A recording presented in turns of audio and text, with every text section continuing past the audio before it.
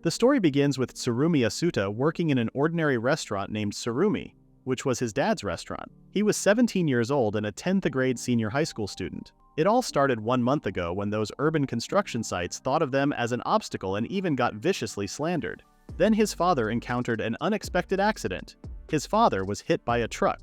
When he asked if they did that on purpose, his father laughed and tried to answer him jokingly. However, when they asked when he could go home, the doctor said that there was still a lot to examine, and he wasn't sure how long it would take. The situation was bad because he had a restaurant to run, and he wouldn't feel secure leaving it to a fool. Asuta heard their conversation and felt bad. His father was planning to cook even while sitting in a wheelchair. Suddenly, Asuta's phone started ringing and Reina informed him that the restaurant was on fire. When he told this to his father, the first thing that came out of his mouth was the knife. He started to bike to the restaurant. That knife was what his father valued over his life. He said that the santoku knife was the only thing he could not afford to lose. Asuta also knew how valuable that knife was. However, when he arrived at the restaurant, it was burning so much that everything would be destroyed until they put it out. Reina came and held him. Suddenly he started to run towards the fire without listening to anyone's warnings. When he opened his eyes, he was holding the santoku knife but wasn't in the restaurant. It seemed like this was the underworld. While he was mourning for his father, he heard a growling. He was in a forest and hearing some wild animal sounds, so he wasn't sure if he was in heaven or hell. He was scared and he needed to run. A big wild boar appeared out of the bushes and started to chase him. While he was running, he fell into a hole. He screamed for help, but the only response was the silence of the forest. He was annoyed and started calling the person who created this trap an idiot and heard a girl's voice calling him noisily. He felt lucky to find a person. He said that he fell down this hole made for mischief, and the girl said that she did this. She said that she made this trap to catch the gibber and asked if he knew how hard it was to make this. He apologized but didn't even know why he was at fault here. He still apologized for destroying her work and asked if she could help him out of there. She said that he should climb up by himself at his height. He was shocked and explained that he had hurt his ankle so he couldn't do it alone. But she didn't want to help him. He tried to convince her, and she eventually gave up and threw a rope into the hole, telling him to climb up. He thought she wanted to help him from the beginning and started to climb. He was not sure why hell was so real because he couldn't understand if he was dead or not. He successfully managed to climb back, and the moment he looked at the girl, he saw a sword in his throat and a grown woman asking him who he was. Asuta pointed at her rudeness, but she told him to stop talking nonsense and answer her question. Before that, Asuta wanted to know where he was because this didn't feel like hell at all. She said that they were in the foot of Mount Morha, a forest near the border. It belongs to the Western Kingdom Selva, ruled by Lord Xenos. She asked where he was from, and he said that he was born in Japan and asked if she knew about Chiba province. However, she wasn't. This place didn't have any resemblance to Japan in any way. Besides, there was a strange scent coming out of her body. It was like the sweetness of ripe fruit mixed with special herbal ingredients that help calm people's minds. And there was also a strong scent in the air like the smell of meat and grease, which made him feel hungry. His tummy started growling and he felt dizzy, but she thought he was making fun of her. He explained that it wasn't on purpose, and it was because of the scent of her body. She said that she didn't have any food on her, and thanks to him, she also had nothing to eat. He felt worse every second and tried to explain that he didn't mean to trespass on her hunting area and was going to leave, but his stomach didn't seem to let him do anything before he ate something. Also, the woman in front of him looked angry, which made him conclude that he was going to die. He then noticed that she was about to cry and asked if she wasn't feeling well. Her eyes started tearing up and she told him to stop talking. He was trying to say something, but even though he wanted to, his stomach just didn't stop growling. She then started to laugh so much. He realized that she was trying to hold back her laughter the whole time. She then stopped laughing and put her sword to his throat and said that she had never been this embarrassed in her entire life. So he had to die. Asuta started to panic and said that he was just hungry and didn't mean to offend her. He didn't even know where he was and why he was there. And he couldn't just die like that, but she didn't understand the thing he was saying. She asked if he was from Citadel, but he didn't even know a place like that. She said that there was something she wanted to ask and told him to follow her. Asuta wondered if she was okay bringing a stranger to her home, but she said that without a fire he would be dead when it gets darker. He then introduced himself a few times, but she seemed to have a hard time pronouncing his name, so he said that she could just call him Asuta. Her name was Maifa. She told him to hold on to her shoulder because he was wasting her time. When he did, she immediately started to run, so he had to hug her shoulder. But the moment he did that, she stopped and told him to grab, not hug. She noticed that the thing he was hiding in his chest was a knife. He said that he didn't plan to use it to harm anybody. Maifa said that if he was concerned about her, he could use it, but when he did, she guaranteed him that she would be faster and cut him to pieces. She also mentioned that they were wasting so much time, and they would be in danger if they get attacked by those gibas when it was FARC like that. He thought she was talking about the wild boar that she set that trap for, and she confirmed him. He asked if her coat was also from Giba's skin, and she said that she was a Giba hunter, a commoner who lives in the forest. Their meat provides food, their trotters and skins are sold to make a living, and those who live in Citadel always look down on the people that live inside the forest and hunt for food. Giba's meat was very tough and smelly, so the people who eat its meat also possess that smell too. Asuta felt the need to state that she wasn't smelling bad at all, and he could feel a very pleasant smell coming from her. And he trusted his nose, so he was sure that Giba's meat must be very tasty to have a smell like that. When Maifa said she didn't care whether the food was good or bad, Asuta knew that was a hard thing to say. It felt like she was challenging all the cooks in the world. They arrived at the village, and Asuta immediately noticed the smell. He asked how many people were living in this village, and Maifa stated that the people here came from all regions, so there were 500 people in total. She mentioned that it would take half a day to walk to the end, that is, if he was able to walk. A man saw them and called Asuta a pathetic-looking kid. His name was Digerson, and Maifa stated that it wasn't his concern. Digerson reminded her that his family was running this village. He said that his outfit was weird and asked where he came from. Maifa said that this had nothing to do with him and she had nothing related to his family, and she didn't want to talk to him, so she told him to get out of her sight. Before he responded, she said that if he wanted to fight, he should, and if he don't, he should stay out of her way and leave there while Dickerson was threatening her. Asuta didn't think it was a good idea to piss that guy off, but she didn't care.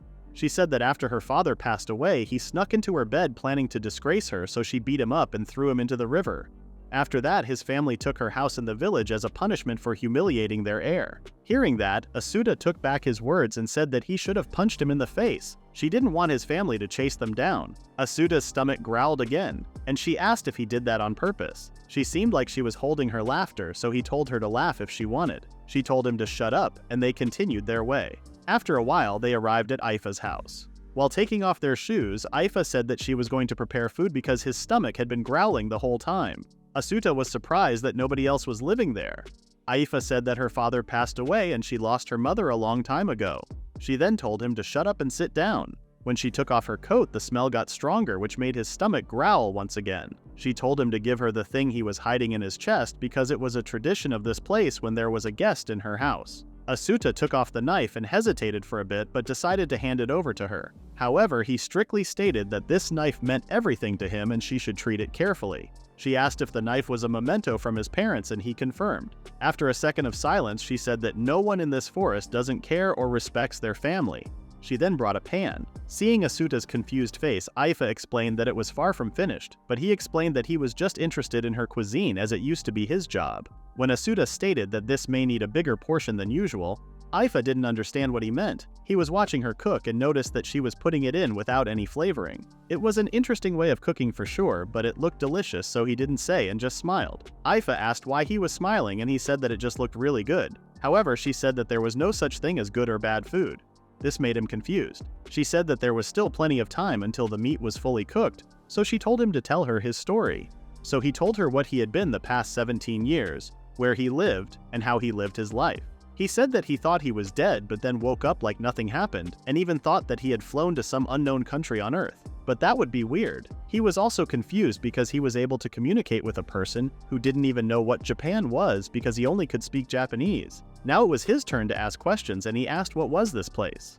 She said that the Back Forest Tribe and Zeno City were both territories of the Western Kingdom Selva, and there were so many people in this kingdom that she didn't even know the exact number. The people of Selva worship the Western god Selka, and the Amshorn continent has the 4 biggest kingdoms which represent 4 mighty gods.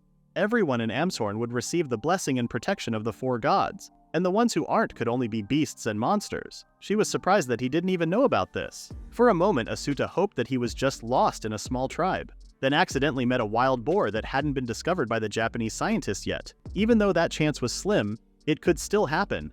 But now that he heard what Aifa said, everything was clear. This wasn't his old world. He asked if anyone else died and appeared in this world, but Aifa had never heard of anything like that. But there was no doubt that he was transferred to a different world. He was tossed down here, and everyone in this world could somehow speak Japanese. He realized that he couldn't see his father or Rina again, and couldn't give him the santoku knife ever again. Even if he returned to his world, that thing would happen again, so he could no longer see the ones he loved anymore. There was also a possibility that he just hit his head somewhere and went crazy. Aifa said that the meat was nearly done now. When they looked at it, there was so much scum. Asuta was a little surprised that she was fine with his story. She said that it was enough for her because he could see the seriousness in his eyes, so he couldn't be lying. Or he was just crazy. Asuta thanked her and looked at his meal. She was surprised that he was so happy to be called crazy. He said that to meet a stranger and speak of such strange things, but she still chose to trust him, and that made him happy. Even if she told him that he was crazy, he was fine with it. She asked what he was planning to do now, and he said that he hadn't thought of anything yet. He thought about trying to find a way to get back to his old world, but he didn't even know how he got there. He said that if he was disturbing her, he would leave immediately. When he said he could make a camp, she said that if he had camped in the forest, a Giba would have come and eaten him alive. Besides, Diggerson saw him accompanying her, so if he, the one who doesn't even know the slightest thing about the four gods, violate any forbidden law, she would be the one responsible. He must stay in her sight for now, until he could at least know the basic rules to survive here. Then she didn't care if he went and died somewhere else. Asuta bowed and thanked him, as that was how they thanked people in Japan, but Aifa was just confused as to why he kept bowing her. Even though he didn't know what she meant, he was thankful that the first person he met when he got there was Aifa. Asuta then looked at his meal and he was curious where all the scum went. While he was looking, Aifa asked why he wasn't eating. The meal was just meat, onions, and potatoes, and he wasn't sure if they would go well together, but he had hoped. However, when he tasted it, the taste was so bad. He remembered the time when he was with his father and he asked him to come and try cutting wild boar meat. He was nervous to do it but felt so good after cutting it. When the dinner was ready, he asked if that was the boar he cut, but his father explained to him that he had to marinate it for a couple of days to eat that meat. The meal was delicious and had no bad smell. His father said that there was also no fat, so the food was light and easy to eat. His sister was frustrated that she couldn't eat the meat he made, but he promised her to prepare deer meat for her later. He was sleeping and Aifa was trying to wake him up. She said that even though she let him sleep in her house didn't mean she had to cook meals for him. She then handed him dried Giba meat as breakfast. The meat stinks and it smells so bad. He was sure that the blood hadn't even sucked out entirely yet. But Aifa was annoyed. The dinner from yesterday was quite an experience. It was like he had been through hell. The meat stank, hence it was tough and full of fat. Onions felt like onions, but they did not have any taste. And the potato was all soggy that he felt like he was chewing raw flour. The only spice in that meal was black pepper. Aifa was now mad that he hadn't finished his dried meat. She said that before the afternoon they must pick some pico leaves and gather wood. He asked where was his santoku knife. He went to the storehouse to get the knife, and when he entered he smelled strong spices. It was an ingredient storage and there were a lot of spices that he hadn't heard of. Aifa told him to hurry up and move quickly. She questioned the reason why he was looking at those ingredients because they weren't edible. Asuta said that he was the son of a chief. He wanted to say something to this girl who pays no attention to cooking. He thanked her for letting him stay there and asked if he could prepare the meals for her from now on. After a minute of silence, Aifa seemed confused because cooking was so simple that she didn't think he should do that as a thanks. But Asuta said that it wasn't like that and the food that he lived up to was completely different than what she had been eating. She was still confused because food was just a tool to survive for her. Asuta, with all his confidence, said that if she tried it his way, he could change her mind. With a curious look in her eyes, Aifa agreed to try it out. Since he had made a bold statement, he should have realized the consequences of behaving like a child, as Aifa said. Asuta asked what she meant by that, but she didn't answer. They went to the forest and started looking for pico leaves. She said that they could only be found on a neat riverbank, so those were different. Pico was the black pepper spice yesterday and she dried them up in the storage. She said that she could use them to preserve meat to keep it from spoiling for a whole month. He was about to grab some other leaves, but she told him to not touch them because stealing from Morga Mountain was a taboo.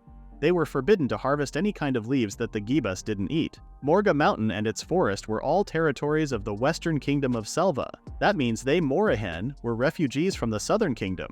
And according to the pact, they were only allowed to hunt Gibas. That's why they are also known as the Giba Easters. If they violated the rules, their bodies would be skinned, which scared the hell out of Asuta. They arrived at the riverbank, but there was no sight of any plants. She said that before harvesting the pico leaves, she had to bathe first and start stripping. She said that her body reeks of the stench from Giba's fat and told him to hold her clothes for her. When she gave him her clothes, she reminded him that looking at a naked unmarried woman was also taboo. Asuta only concluded that it would be fine to look at the naked married woman. Aifa ignored what he just said and told him to keep watch for her while she bathed and not peek. She kept saying no peeking, but her clothes were so heavy and that giant boulder was got in the way of the paradise in front of him. He suddenly heard Aifa scream and asked what was wrong with a worried voice. He was concerned about her, but she told him not to look. However, she was still not answering, so he had to look at her, but she wasn't in the river. He worried that she would get washed away, but a second later he saw her screaming his name. He thought she was drowning and immediately jumped into the river, but she told him not to go there. She was wrapped in a giant phaeton. Since he was also in the river, the phaeton reached to his arm. His arm hurt badly, but it was his chance. He said that he was going to pull it toward the riverbank and warned her to watch out for the impacts. He let it wrap his arm a bit more and it loosened up. He grabbed Aifa, but she didn't seem okay. He started to pull her out because she might have a bone fracture. The python was still in the river, but luckily they were out of the river now. He asked if she was okay and she barely said that she needed to drink a bit of water. Asuta realized that there was a naked woman in his arms with boobs and waist. He couldn't take his eyes off them. She suddenly stood up and went to her clothes. Asuta thought she was going to kill him or something, so he started to defend himself. Suddenly it got dark and he found himself on the floor and there was a heavy thing on his back. Aifa asked if he was alive and grabbed the giba on his back. She said that it sneaked behind him and warned him to never let his guard down even if he had already defeated one enemy. With a serious face, he said that she was right, but he was staring at her, so Aifa was annoyed. Normally his eyes would have been gouged out for looking at a maiden's naked body, but he saved her life, so she let it slip this time. He also thanked her for saving him. Now it was time to deal with this giba. Aifa said that they have got to slaughter it first, but he asked about bleeding. She was obviously confused, so he explained that the stench of the meat was because of its blood, so it would be better if they bleed it first. She thought if they left it like that it would bleed out eventually. She was about to chop the giba there, but he stopped her and asked if he could do it. She let him do it, but the problem was that the bleeding got too severe in the artery while its heart was still beating. After that, the blood would keep pouring. He started to cut it, and luckily, he made it. Aifa was still confused because he just needed to chop its back legs, fangs, and tusks to prepare it. He said that that would be a waste. If she did it that way, the meat would taste better, and that was what it means to be thankful for the life she stools. So after it stops bleeding, the internal organs need to be taken out. To avoid damaging the organs, they have to start from the small, then the large intestines, then the stomach, liver, lungs, and all the other organs, and done. He asked if they could bring all of those home, and she was okay with that. They tied the giba, and she reminded him that carrying the giba required 2 people. While carrying the giba, Asuta asked if the skin could be used for many purposes like her coat. Aifa called him an idiot and explained that sewing was a woman's job, but they could trade for animal skins with giba's fangs. He thought women would go giba hunting as well, but she said that no woman would go hunting. This made him even more confused because she, a giba hunter, was in front of him. She explained that before she was a woman, she was also the head of the FA clan, so she had to learn to hunt from her father. She noticed that Asuta had been panting hard and asked if that was too much for him. He said that he wasn't as strong as a beast like her. Also, he was blushing because of her body, but he was going to keep it in his heart. They continued to walk like that while continuing to argue. In the end, they arrived home with no pico leaf or wood, and Aifa was sure that he was weaker than a woman. But he started to giggle and said that this was his stage from now on. She was confused, but Asuta stood up and decided to slaughter the giba.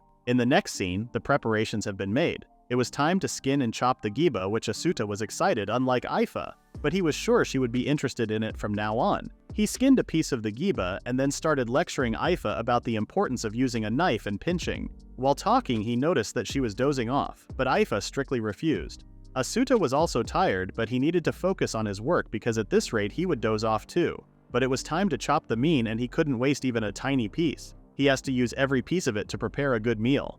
And so, Asuta started his fight. He pierced the knife deep into its side. His stamina was reaching its limits, and he was getting drowsier by the second, and Aifa's clothing didn't help. He tried to focus on making the meal because everything was for his passion for cooking. After slicing it down its back, the preparations were finished, and he let himself on the floor. Aifa came and kicked his head, asking why he was sleeping. He denied that he was sleeping, but she saw her with her eyes. She said that she was going to sprinkle the meat because it would go bad very quickly and this was no time for sleeping. As if she wasn't the one who fell asleep. Before he cooked the onions and potatoes, he wanted to confirm if she had prepared the number of veggies that one must eat. She gave him the most horrifying look and asked if he thought he could eat only meat and keep his body healthy. He was surprised and this made her even more curious. He explained that he had the same opinion as her. He didn't think he would get a normal reaction, but there could be that the concept of nutrition also exists in this world too. But now cooking that giba meat that they caught was his priority. He took off his father's knife and started cutting that fatty meat with ease. He asked her if she had any other spices or ingredients at home. She said that she had some fruit wine and salt. Asuta said that she needed to cook the giba with 3 arias and 2 potions, and it would be enough to prevent any illness. Salt was only necessary for making jerky for Aifa. She seemed like she was getting mad, but using salt to dry the meat was probably just to prevent it from rotting. She brought him the salt and fruit wine. The salt she brought was mineral salt. She said that a whole set of giba's fangs could only be traded for this much salt, so he can't dare to waste any of it. He figured that this was the reason why she was mad and promised to not waste any. He wanted to try that wine too, but was shocked to see Aifa drinking the wine like water. She said that she was 17 already and it was her right weather to drink. Asuta realized that they weren't in Japan. Also, the age calculation might not be the same with his world. He realized that if she was 17, she would be the same age as him. She didn't seem to be surprised by this. He started to focus on those onion-like things called iras. He added about 156 salts to the boiling pot and then added the giba meat. The scum appeared and he skimmed all the scum. Otherwise, it would become the thing he ate yesterday. He said that it wasn't the time to raise the heat, but she was confused because giba meat had to be cooked for a long time, otherwise it was inedible. He knew that, but he wanted to leave it on low heat. There was so much fat. It was floating everywhere. After a while, he added everything, but the problem was the thing called poiton, which looked like a potato. But it didn't go well with the stew. When he stated how consistent she was about voicing her opinions, she said that he didn't know anything. 2 potions, 3 arias, and some pico leaves were added to the giba meat. By eating that much, you could gain a day's worth of energy, and that was the villagers' experience. Dry meat for breakfast and some kind of hot pot for dinner was good enough for those people, and it didn't seem any different than chankoi, which was a daily stew with meat and veggies for sumo wrestlers. Aifa was getting hungry and wanted to eat. He said that it was almost ready, and he was about to skim all the scum. Aifa was frustrated and asked why he must do that. He said that he must scum them a few times and then add the arias, which would take about an hour. Aifa was shocked. She realized that it was taking 2 or 3 times longer than her to cook that. But it was her fault for letting him cook without asking how he would do it. He didn't expect her to get this depressed, but she needed to wait to get a great meal. He cooked for a while and then added more pico leaves, and then the giba soup was finished. He apologized for making her wait and served her food. She asked why he didn't add any position because it looked weird. He told her to give it a try. They sat down and started to eat.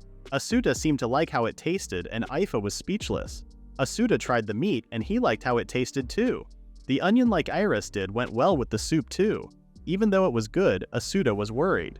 Aifa didn't even look at him once but was getting the second bowl. He eventually asked what she thought of the soup, but she didn't think there was a point in asking her opinion of meals. She said that cooking a meal for so long was meaningless for her because regardless of how it tasted, food was just something they needed to survive. However, she stated that it was clear that this was what delicious food tasted like. They say eating is supposed to make you happy, and when people eat delicious food, they think they have found happiness. As for Aifa, she thinks she could feel his passion for cooking. At least all his effort to cook this meal hadn't been a waste. She didn't know how to describe, but she agreed with him. She told him to not make that face and stated that his meal was delicious. Asuta was so emotional. He wanted to be acknowledged. He wanted his existence to be accepted. He felt happiness in his chest. For the next 4 days, the problem was he couldn't figure out what to do with Puritans. He harvested all the herbs and logs for burning, then asked Aifa for permission to try out the poitons. He promised to use 1 position per day.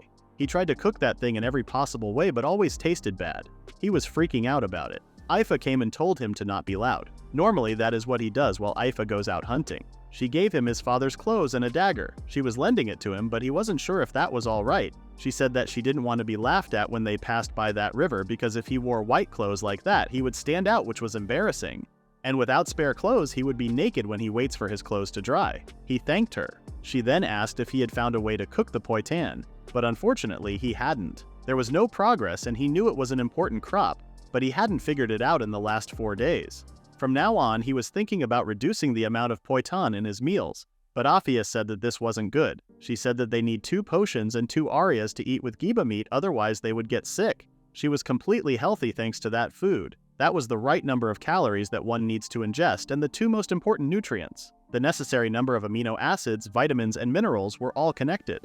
Asuta seemed to figure it out. If he assumes that Arias was a transcended version of onions, if they were the perfect onions, he was still missing nutrients. He hugged Aifa with happiness because thanks to her, he found the answer. First, Asuta believed that Aifa was saying carbohydrates were an essential nutrient, and when he tried eating poitan with the giba soup, it tasted like flour. Because of that, poitan might have been a grain with a potato-like shape. He still hasn't figured out if his guess was right, but to test this out, he decided to create a new dish with poitan. After getting punched for hugging Aifa without thinking, while waiting for her to come back from hunting, he decided to do it. If he boiled it, the bitterness would disappear and dissolve in the water, but if he did it that way, it would dissolve in water flour. If he could somehow transform it from dissolved in water flour to flour, then it would be good. He tried to use a little water to slowly dry it. It became some kind of paste and he took it off before it burned and then dried it under the sun. 1 hour later, it was completely hardened. He guessed that if he smashed that, it would just be flour. He smashed it and then lit the fire. If it was really flour, it should become stick. He wasn't sure if it would get sticky but decided to try it anyway. He wasn't sure if she would allow him, but when he asked, she seemed fine. However, he figured from the way she lay down that she was about to get angry. He mentioned that he tried on her father's shirt she lent him and asked about her opinion. She simply said that he looked horrible. He decided to continue his work. He noticed that nothing happened to the 5-day-old meat and was amazed by the pico spice. He started to chop the ingredients. He then raised the heat a bit and added some fruit wine while stir-frying the chopped arias. After mixing the stir-fried arias with the giba meat, he sprinkled it with mineral salt and pie spice. Next was the poyatin starch. He needed to pour it in to help everything stick together.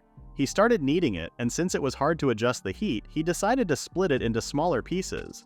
They had just the right amount of fat and a really nice pink color. He fried one side of the patties on a high head and then did the same with the other side. At the right moment, he added the chopped arias and fruit wine.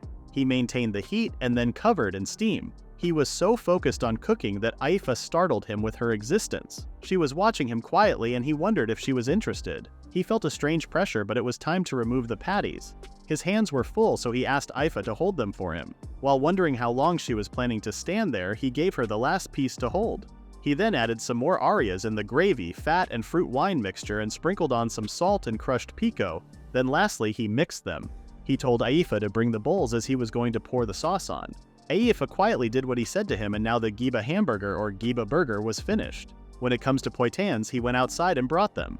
When he toasted the dissolved in water poitan, it became something like an okonomiyaki. When they sat to eat, Aifa was mumbling something. He said that the poitan was tasteless, so she should break off a piece and eat it with the meat. He was eager to find out if the giba meat makes a good hamburger. He tasted it, and it was actually amazing.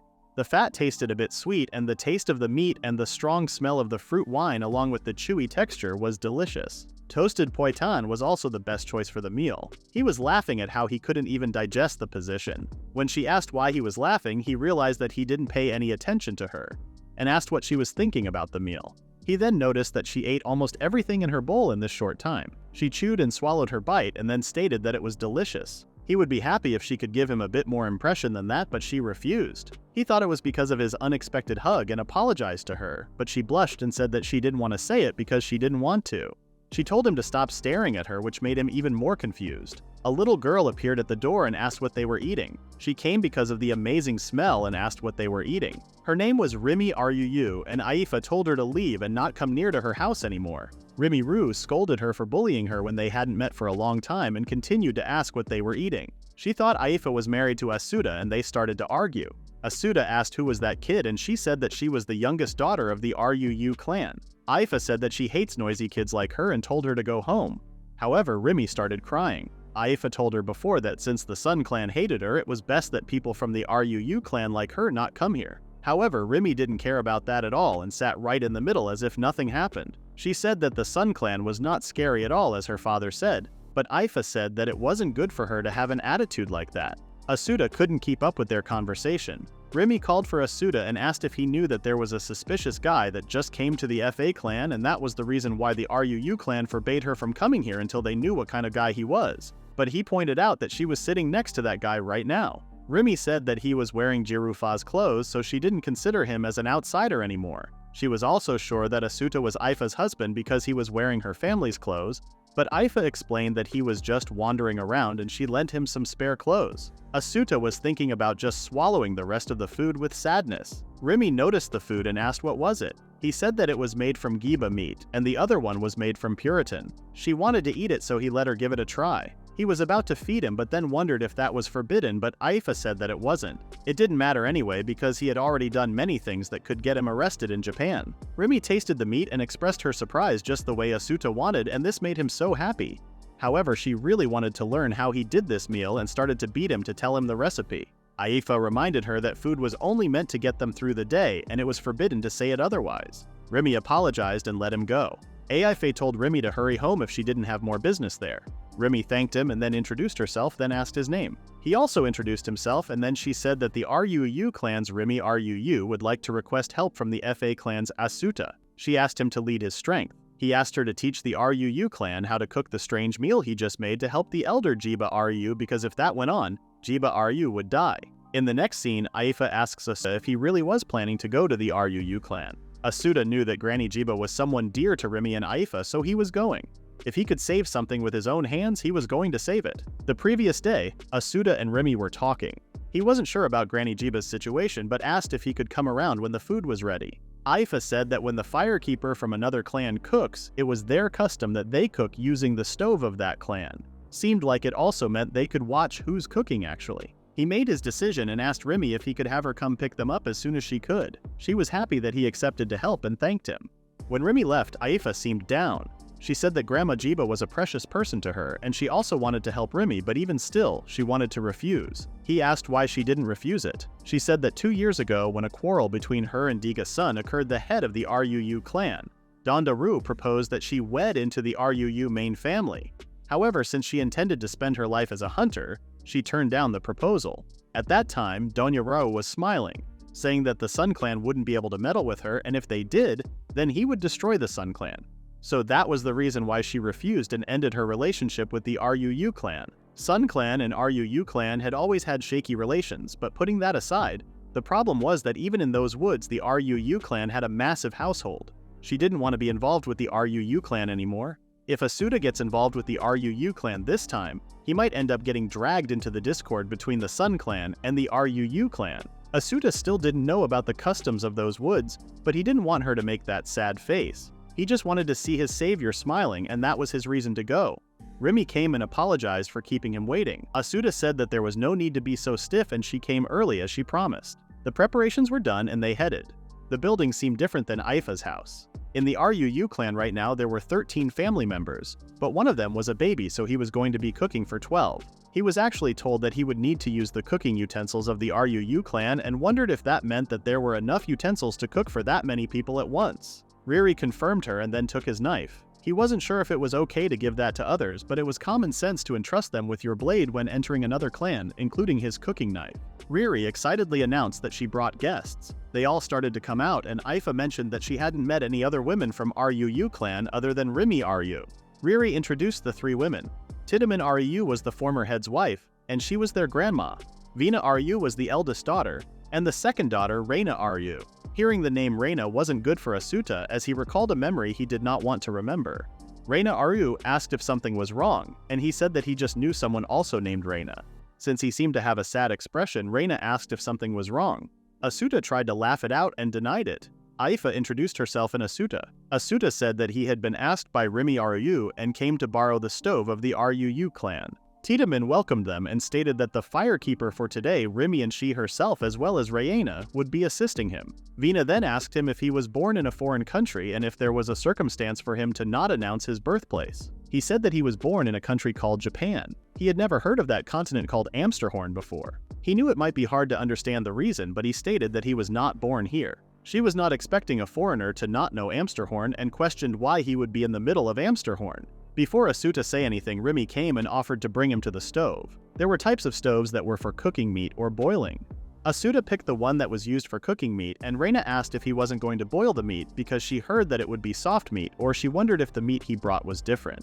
Asuta complimented her, saying that she was pretty sharp, and she said that they could have supplied the meat, but she heard that he was going out of his way to bring it. Asuta noticed something a bit strange. He noticed that the giba accessory she had hanging off her neck only had 3, and asked if she could trade for food with so few of them. Reina giggled and explained that it was a kind of charm bestowed onto the womenfolk as a kind of wish for good health. Being able to make that many accessories seemed a lot different than the FA clan, which needs to hunt once every 5 days. Remy brought the poitan, and Aifa was staring at Asuta, and she seemed angry. Grandma Tiedemann asked Aifa if she was the one who took down the giba, and she confirmed her. It was hard for her to imagine a woman hunting a giba themselves. Aifa said that her father taught her how to hunt, and she also knew how to live in the woods by herself. That was a lonely life, and Tiedemann asked if she was planning to die alone.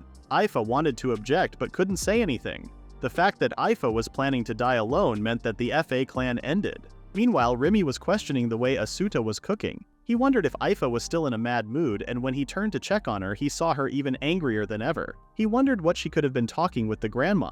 He then asked Reina if the position was cooked down, and she confirmed him. But she was worried that if it was boiled any further, it would become like clay, and then Grandmother Jiba wouldn't be able to eat. Asuta realized that she was talking as if she had tried cooking it down before, and she said that she had tried lots of things to see if it would be easier for her to eat it, but she was scolded by her family not to waste food. Asuta decided to leave it to her and continued cooking. Now it was time to prepare the meat. Rimi was surprised by the shape of the meat. Asuta said that this was the meat that was between the back and shoulders of the giba. Since they only eat giba hinds, it was unusual for them. Aifa also said that she only ate the hinds, and for such a large household he didn't think hinds would be enough. Tiedemann agreed and explained that the menfold of the Ruu clan hunt 2 heads of giba a day.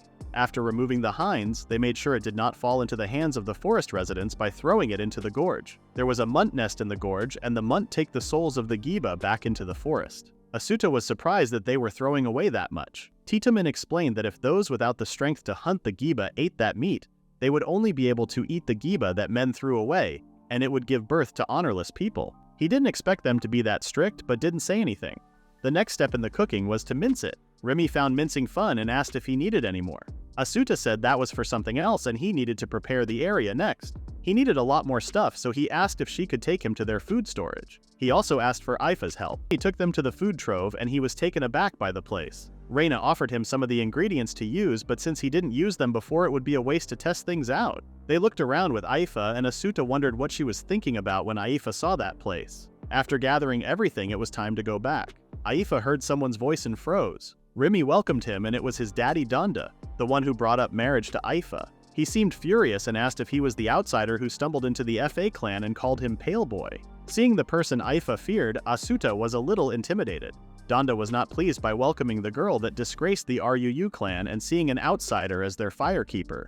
He questioned if Aifa was trying to smear their clan even more. Rimi had enough and reminded him that she already explained that she invited those two to cook for Grandma Jiba, and he was okay with it yesterday. Asuta felt a little bit better after Rimi's words. Donda said that they were giba eaters, and even she knew that if you can't eat giba, then you were done. Rimi was about to object to her father once again, but a young boy appeared behind Donda and explained that just because Donda was lenient didn't mean he would give in on everything. Asuta added that they had no other intention in coming there but to cook dishes to save Jiba Ruu, and introduced himself as the FA clan's firekeeper. Donda told him to struggle all he likes and let him continue cooking. Asuta was making the last one and he told Reina to set out the rest of the meal. He acted cool in front of another clan's leader, but he was still scared to look at Aifa's face. Reina informed Asuta that she had finished setting the food and everyone was gathered in the dining hall. It was time to cast his fate to the wind. He looked at the people and then noticed the oldest one. She looked so shivered and frail. Before eating, they all made a gesture and prayed. Asuta was surprised that Aifa also made that gesture. He didn't hear it clearly at the time, but he guessed that she must have been thanking him. They may be a bit different than Asuta, but they were all still human. That's why, whatever kind of traditions they had, they certainly still want to save their own family. Reina offered the meal they made from giba meat to the Grandma Jiba. Grandma Jiba tasted the meal, but there was no sign that she liked it. Reina asked her what was wrong in a concerned voice. Donda said that this meal was just nastily mushed up meat and it wasn't even food. Suddenly Grandma Jiba moved and Donda assumed that Jiba was also furious. However, Grandma Jiba stood up and called Donda a child and said that he didn't change at all. They were all shocked that Jiba had stood up and spoken. She continued to criticize Donda. She said that assuming everyone also doesn't like someone just because he didn't was just like a child. She was still not fully recovered, so Reina suggested she slowly sit back down. She agreed to Reina and apologized for doing something unsuited for her age. She then called Asuta. He eagerly answered and she wanted to talk to him. She said that thanks to him she recalled about the past. From before they were forest people, the time they were people of the southern jungle. They were partaking of the fruit of the south and ate lizards happily until the war happened. The woods were set ablaze and they were forced to the forests of the west as the giba eaters. Without the mountain's boon, they were slaughtered one after another by the giba. And the giba they hunted was not fit for them to consume. Giba meat was tough and foul, and if they had to keep eating like that, they would be dead. She thanked Asuta for reminding her once again of the joys of eating. Asuta was humble and said that he did nothing but teach them how to prepare. That's why Grandma Jiba bestowed her blessing and gave him the charm on her neck. Asuta was preparing to refuse, but Aifa whispered to him to take it because it was a compensation for his actions this time. After Jiba, everyone gave their blessings to Asuta. Donda warned him not to get full of himself because for him, what he made was poison. Hearing this from the head of the clan, Asuta started freaking out because that would mean he would get a punishment. But Aifa told him to calm down because he was blessed by everyone and this cannot be ignored. While she was comforting him, Grandma Jiba called her and asked if she could come closer so she could have a look at her. When she saw her face, she stated how beautiful she was, just like her mother. Aifa felt bad for ignoring Grandma Jiba for so long, but Jiba said that it was fine and they had plenty of time to talk. The boy who was with Donda told them to spend the night. Asuta heard there was a free family cabin but did not know which one was, as they all looked the same. He was glad he came, and Aifa seemed a little bit more calm. Since there was no single one-size-fits-all in tastes and preferences, he could understand that not everyone gave their blessings. As an apprentice chef, it was a bit disgraceful, but what Donda Ryu meant by poison concerned him. Suddenly, Vina Ryu appeared and she startled him. She asked what he was doing there, and when he said he was doing nothing, she wanted to have a little private conversation with him. Asuta didn't think Vina Ryu was a bad person, but he was curious to know what she wanted to talk about with an outsider. She asked if he knew the ways of living in the outside world. Asuta seemed a little hesitant to talk, and he was a little bit scared too. Vina Ryu told him to not make that serious face and stated that this was a secret. She then said that when the time comes she would like him to remember her. Asuta didn't think she was talking about the world he was from. Aifa came and he asked if she was done talking with Grandma. She asked him why she was wandering in a place like that. He said that all those buildings looked similar, so he didn't know which one to enter. Aifa told him that if he was told to use a house without residents, he just needed to find a house that didn't have a light. Feeling like a moron, Asuta realized how simple it was, and then they went home. In the morning, Aifa was already ready to go home and hunt, while Asuta seemed like he was half dead. Aifa asked if he was sick. He was, but he said that he was fine. With a concerned face, Aifa told him to not push himself because he overworked himself this time, and she felt like she still needed to properly express her gratitude for this. Aifa was such an angel today, and it felt like Asuta was going to die. He told her that he was just sleep deprived. He couldn't help but get excited as if it was a sleepover. But since Aifa was acting normally like she always did, he calmed down. But after that, all he was thinking about was the word position Donda said about his meal. There were lots of questions in his head. The ingredients he used were the ones they normally used when cooking, so it can't be a problem of preference. If so, then there would be no way he would approve of the rest of the family members' views. So he tried to think that there was no point in worrying. He already got enough blessings and he wanted to believe that this was enough, but he was the son of a chef and the firekeeper of Aifa's clan. Moreover, he loved cooking. He knew that he couldn't make a dish that everyone would like, but still, being told its position was unacceptable. He thought about that for the whole night and didn't even know when he slept. Plus, he got nothing. Aifa told him to rest a bit while she went to discuss something with the Ruu family. However, when she left, Asuta knew he would get nothing while sitting there, so he went outside to get an idea. He heard the voices of men and wondered if they were going off hunting. He believed most of the men yesterday didn't give their blessing, so he thought about asking them. Since he was so in his thoughts, he didn't notice the boy and was startled. He was the guy named Rudo who gave a blessing. Rudo asked if he was looking for the other women. Asuta thought he might be willing to listen.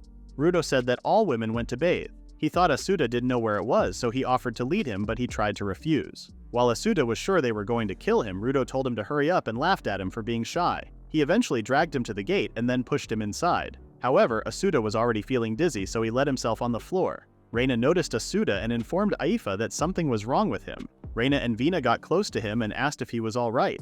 Aifa came and checked his heartbeat while thrusting her boobs to his face, which made everything even more hard for him. It was softer than he imagined, but it felt like he was going to suffocate, so he tried to speak. Aifa noticed that he was awake and asked him if he was okay or if he knew who she was. Asuta stated that her getup was worse than usual and she kicked him. After wearing her clothes, Aifa apologized for kicking him. Asuta couldn't hide his shock from the reality brought before him. The parents had somewhat worked out that he was a male. Rudo thought he was a girl because it wasn't common for a man to be a firekeeper, and he kind of missed the point where he could ask about poison. Asuta asked Aifa what she would like for dinner tonight. Her cheeks got a little red and she said that she would like to eat a hamburger. That was all she wanted to eat. It was different from the usual giba meat and it was soft and juicy. Asuta laughed and said that soft meat goes straight to her boobs. He then realized what happened earlier and it was a shame that he wasn't able to touch them directly. But like how he felt some known anxiety from the softness of Aifa's boobs, likewise the people here may see this experience of the texture of soft meat as unusual. Thanks to Aifa, he had figured it out. He said that there was one more thing he wanted to ask of her. He wanted her to let him have one more chance. He wanted to prepare his cuisine once more for that donned Ruu who called his cooking position. This meant that he needed to borrow her power as a clan leader. Since he helped her last time, as a clan head, it was her duty to return the favor. She asked if he was certain that he would win, and Asuta confirmed her. They went to Donda, and Aifa said that she had a request. She said that she would like for the FA clan's firekeeper to prepare a meal for the Ruu clan once again. Donda didn't seem to take them seriously, so Asuta said that he wasn't joking and he was serious. Donda said that he was going to teach him what happens when he confuses courage with foolishness. Out of respect for his foolishness, he was going to prepare for the next stage in 3 days. In the next chapter, they were at Aifa's house, and she explained to him that he would be the firekeeper again in 3 days, and he would be serving at the Rutim clan's wedding reception. This time it wasn't just the Ruu clan, the Rutim clan would also be judging, so the circumstances would be even stricter. She informed him that it was going to be a banquet for the joining of the Ruu and Rutim clans. If he botched it up, the entire Ruu clan would turn on them and isolate the FA clan completely. Aifa was pretty anxious about the reception.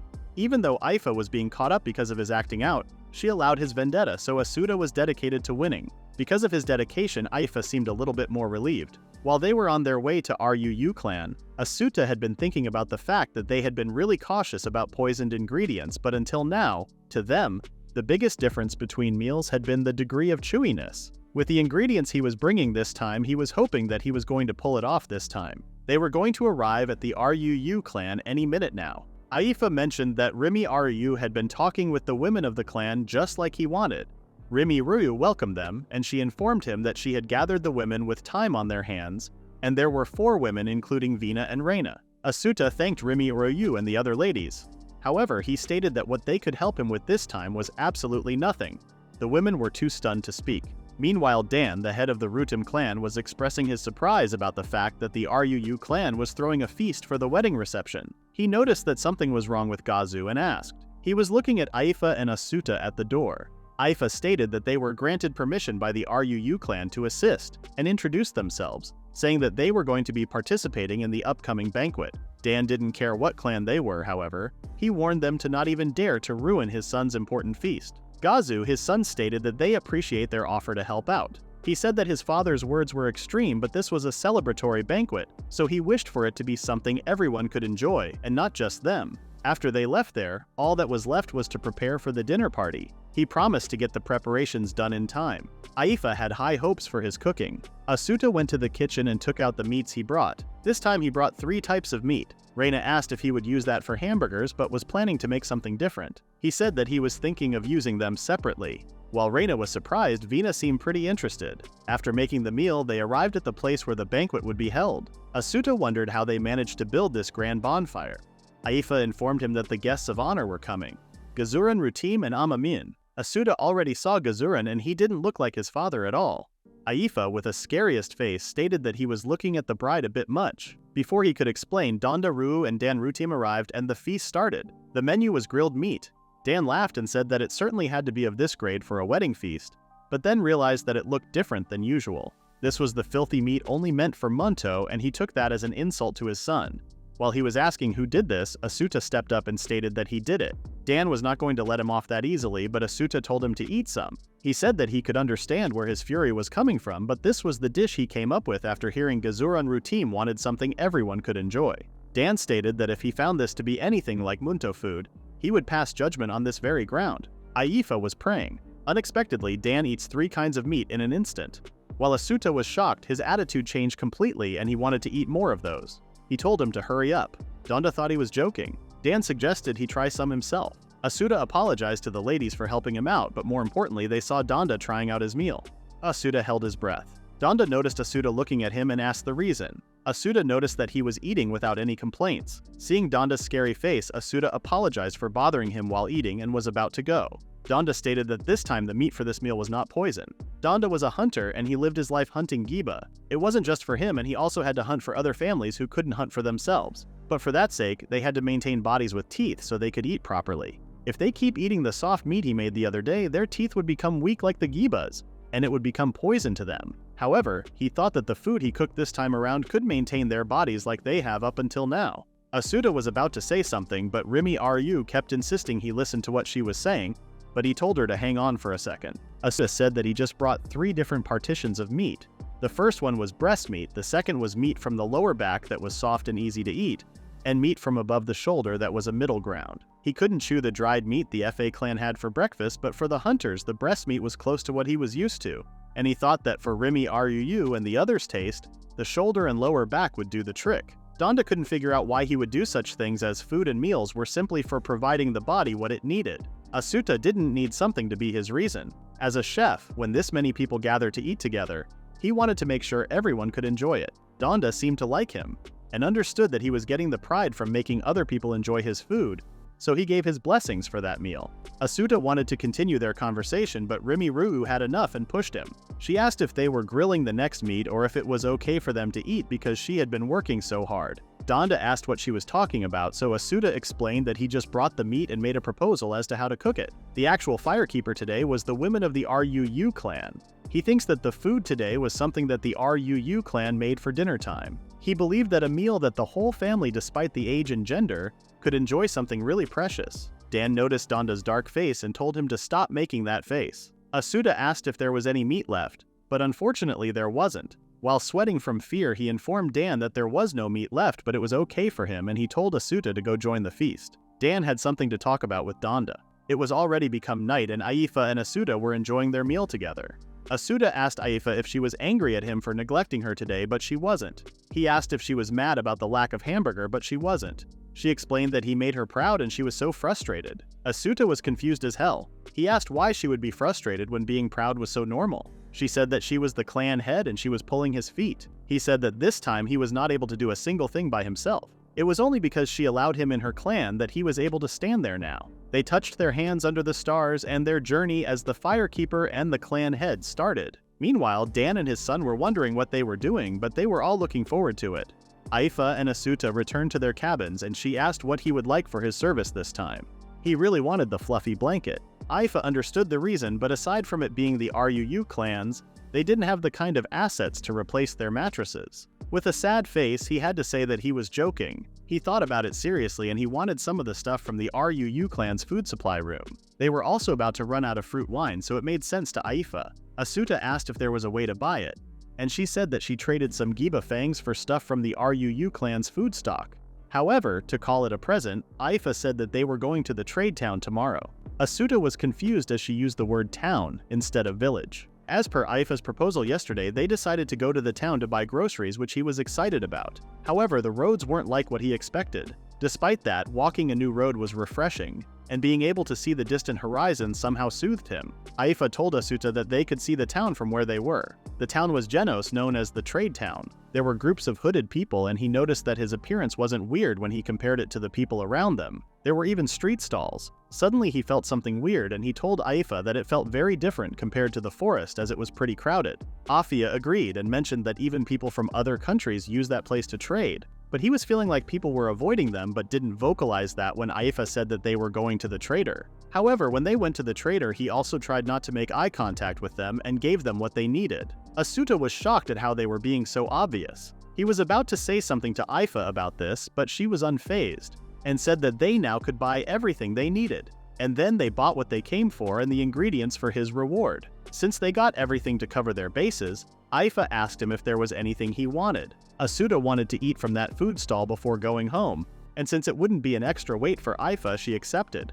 Asuta kindly asked the seller, and when he saw them, the seller was startled and called them the Giba Eaters. They bought 2 meat buns, but Asuta didn't seem to be happy about it. She asked if he found it weird to see Giba Eater eating Kimyusu meat. The people of the forest who hunt the dangerous Giba eat its meat, and then ask for a reward for killing it. They call it hunting, but for people this unconnected and far away, they seem uncivilized, and the hunting they do protects this town, although it seems like these people don't think of it as much. She asked if he thought she was fond of those people, and Asuta couldn't give a positive answer, so she said that their emotions go both ways. Since they concluded that, she asked about the Kimyusu meat bun. Asuta liked it, but he said that the food he made was better. Suddenly, they heard a man's yelling, and it was the man he met in the forest, Tiga-sun, scolding a woman for bumping him accidentally. Aifa said to Asuta that she was still a novice and could only counter evil with evil. She borrowed a wood stick from a shopkeeper and told Asuta to hold the luggage for her. She called Tiga-sun and told him that he was being an eyesore. She told him to get the hell out of there if he didn't want his throat opened. Meanwhile, one of the hoodied men was watching her. The soldier showed up and asked what had happened. Tiga-sun immediately tried to make himself seem like a victim.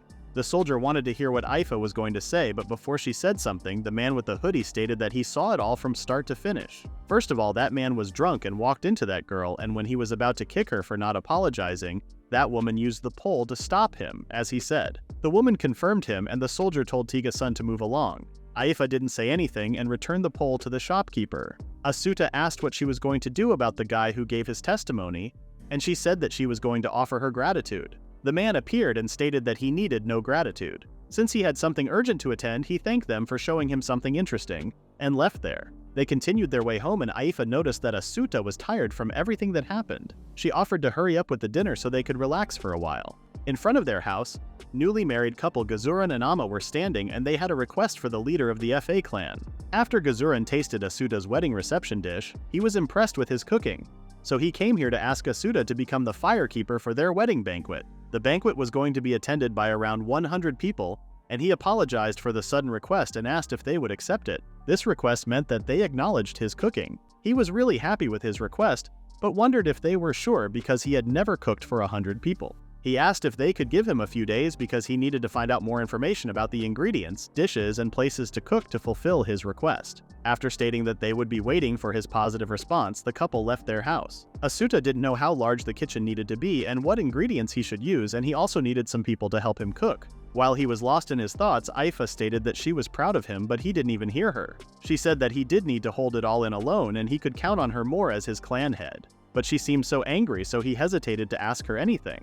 Asuta said that it was all because she was here. She accepted him, a person without any clear background, under her protection, and she was the reason he could go this far. Aifa admitted that his cooking had more value than he thought, and told him to have some confidence in himself. Asuta thanked her. They went inside, and since the banquet had around 100 people attending, it would be better if they had a variety of dishes. Good thing that they brought some ingredients from the market. He started asking about the use of the new ingredients they bought, but Aifa didn't even know how they were used. Aifa didn't have a sense of delicious taste, so she couldn't give him an answer. But Asuta remembered that when Rimi Ryu first tasted a delicious meal, she thought it was delicious, which means. Reina Ryu also said it when they were in the food warehouse. The answer lies in the Ryu clan's settlement. Aifa also realized that with their current condition, they had no option other than relying on the Ryu clan's settlement, which was quite embarrassing. She said that she was going to ask for permission to visit the Ryu clan settlement, and she asked him to come too.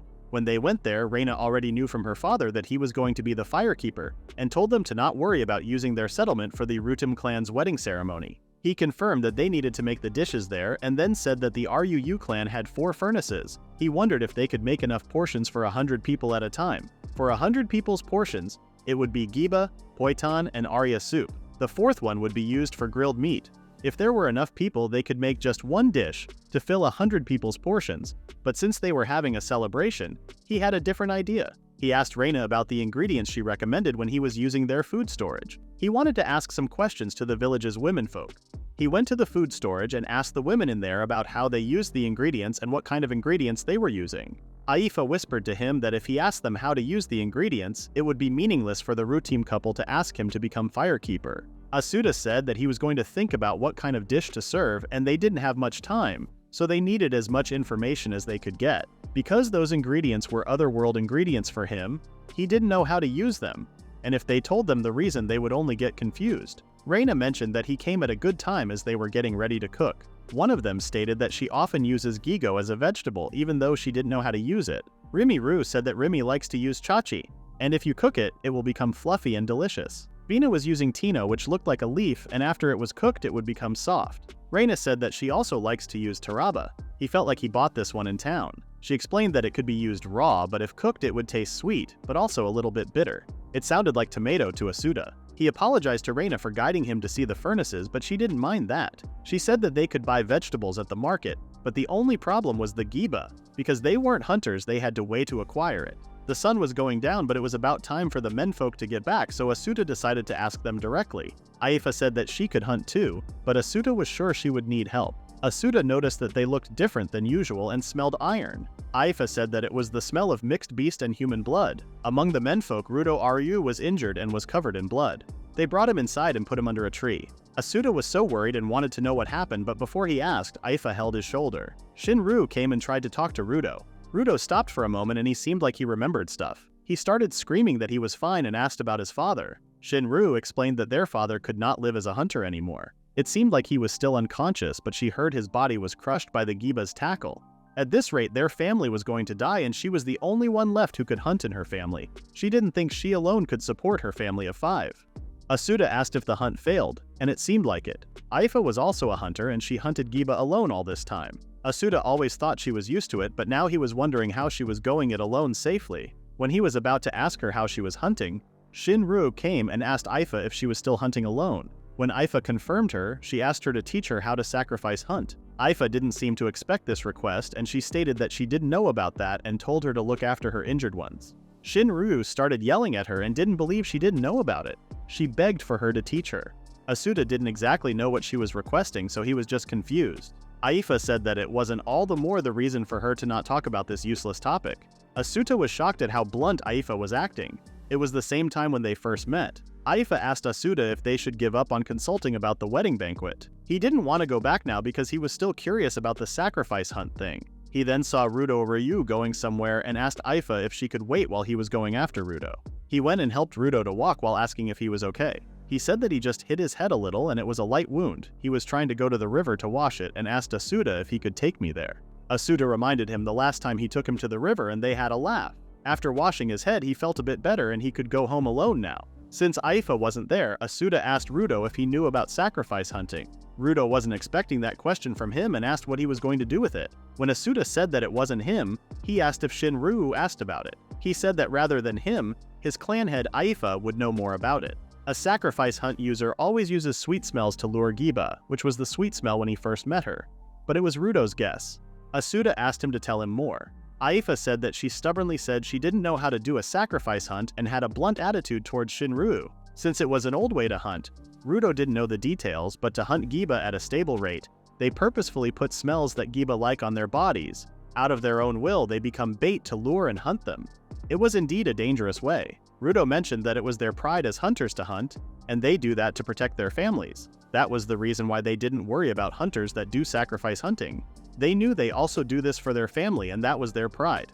Asuta recalled every time he noticed how important the family was for these people. He then had an idea, apologized to Rudo, and left there. At last, he understood what it meant to hunt. Aifa saw him running and asked if something happened. He thanked her for always keeping him in her mind all this time and said he was going to talk with the village's menfolk. He found the place where the menfolk gathered and opened the door. They told him to not barge in like that as they were treating the wounded there. He said that he knew he was asking this at the wrong time, but he asked them to hunt 30 heads of Giba for Gazuran Rutim's wedding banquet. Meanwhile, 6 Shinryu was with her father.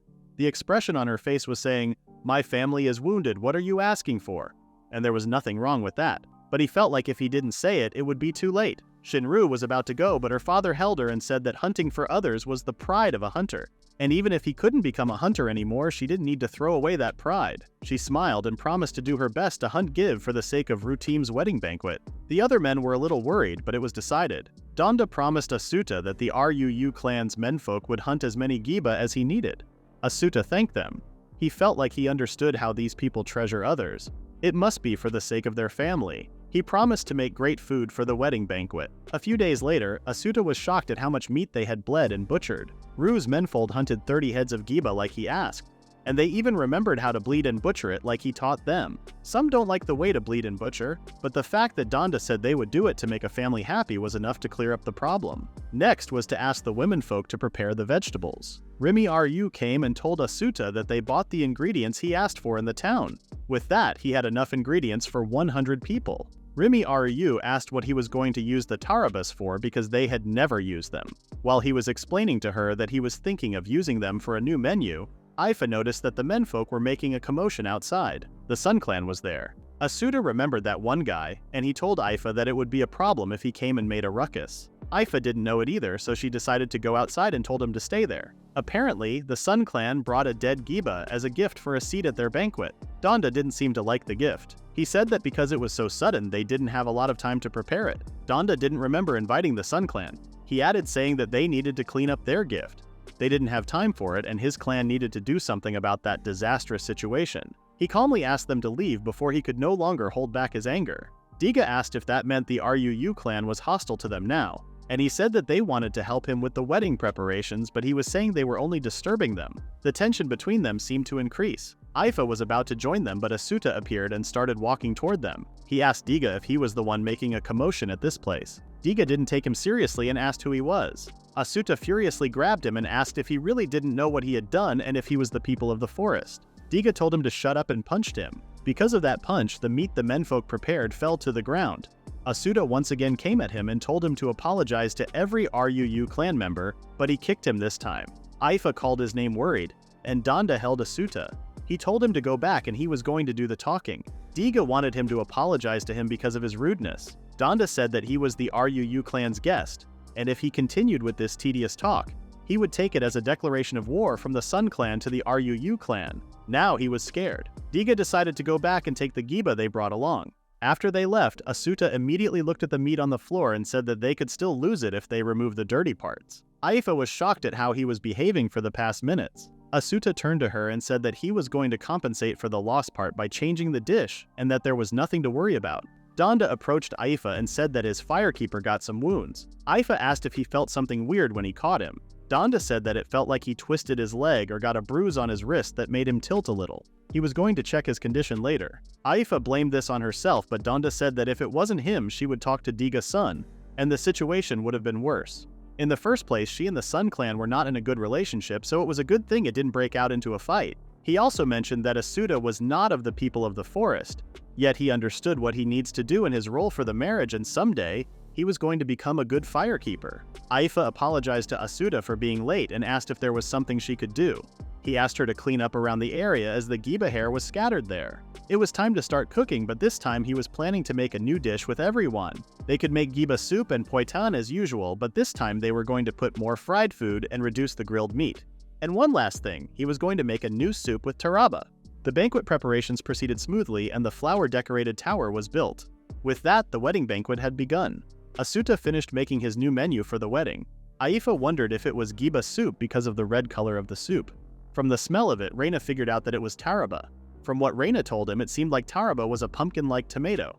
Taking this into consideration, Asuta decided to mash it into puree and use the fruit's leftovers to make tomato soup. The wedding ceremony had become a lot more colorful with white poitan, brown giba meat, and red soup. They lined up the dishes and started giving them to people. Dan seemed to have a big appetite, so Asuta wished to have brought more and given it to him beforehand. Jiba-Ru was so pleased by that smooth soup that she could eat comfortably. Aifa called Asuta and informed him that the ceremony was starting. When he turned to Aifa, he saw the bride and the groom walking and lit by the evening sun in the bonfire scene. He was amazed and felt so sacred. He suddenly felt bad for his father, but he was a little bit happy that he died. Aifa couldn't understand what he was talking about and pointed at the people who were about to pass them again as the ceremony ended. While the bride and the groom were walking, they saw Asuta and smiled at him politely. He hoped that the banquet would be good enough to satisfy everyone. Aifa informed him that the banquet was starting and told him to go. She said that she was going to change her clothes, which confused him, and he stared at her for a second. She told him to hurry up and go to the banquet with a red face. He didn't say anything further and started walking. He noticed that there wasn't any women around. Dan called him and told him to bring more grilled meat. He also thanked him for making this splendid banquet. Everyone seemed to enjoy their meal. Asuta didn't want to get all the credits and stated that it was thanks to everyone who helped him. Dan agreed with him and asked for 5 pieces of meat. When he got all the meat he wanted, someone passed by him and he noticed that it was Aifa. He was confused because she let her hair down. Aifa asked if there was a problem with her letting her hair down, but the real problem was her revealing clothes. She told him that the meat in his hands was getting cold, so he pulled it together and started walking. Aifa was always amazing, but her current attire was also amazing in a different way. When he brought the meat to Dan, he mentioned the women folks' attire, and Dan explained that it was the women's privilege to use those dresses only at the banquet. For the men, they were the flowers of the banquet. Flowers were for marriage and making a new family. He mentioned how important it was for the people of the forest. They would always be happy to participate in those events, and Dan hoped that Asuta would have some fun too. With that, the wedding banquet scene was finally over and the next day arrived. Aifa and Asuta were ready to go home since they had a nice sunny day. However, Asuta was barely standing up. Aifa asked if they should ask the RUU clan to stay one more day, but Asuta refused. He was just worried about the food in the house and it was about time they went shopping. That was the only aspect where she was so conscientious. He said that since they got proper payment from Gazura and Rutim, this time he was going to do his work as the FA clan's firekeeper.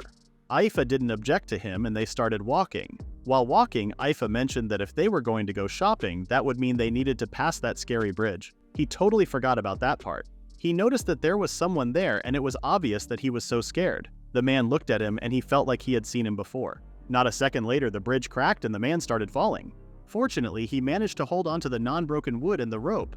Aifa and Asuta came to help him even though he told them not to. In the next scene, they are at their house, and Asuta is wondering what Aifa is going to do in that situation. They saved the man and brought him to their house. He was asking lots of questions about the house and seemed so excited. A few hours ago, they saved his life and he thanked them. Aifa asked what he was doing in a place like that, and he said that he came for a field trip to the edge of the forest. Asuta and Aifa seemed confused. Aifa didn't say anything further and suggested going home for today, and Asuta agreed. However, something was different. That man they saved was following them. Aifa noticed him and asked why he was following them. He said that they had some interest in the people of the forest who made a fuss in the town of Genos, which was Aifa and Asuta. Aifa seemed irritated and told him to not get in her field of vision. With that, he followed them, but he made sure not to get in her vision. He asked about the furnace, and Asuta said that they were using that for cooking. He asked what dishes he made, and he said that he mainly cooked giba meat as the base material. He seemed so surprised and wanted to try it out. Aifa seemed a little angry but told Asuta to give him some grilled meat to change his mind. The man finally introduced himself as an escort named Kamua Yoshu. Since Asuta didn't know what an escort was, he said that his job was to protect an important person on their journey. He didn't stop with the explanation, and continued talking about how he heard the people of the forest were people who fled from the southwest.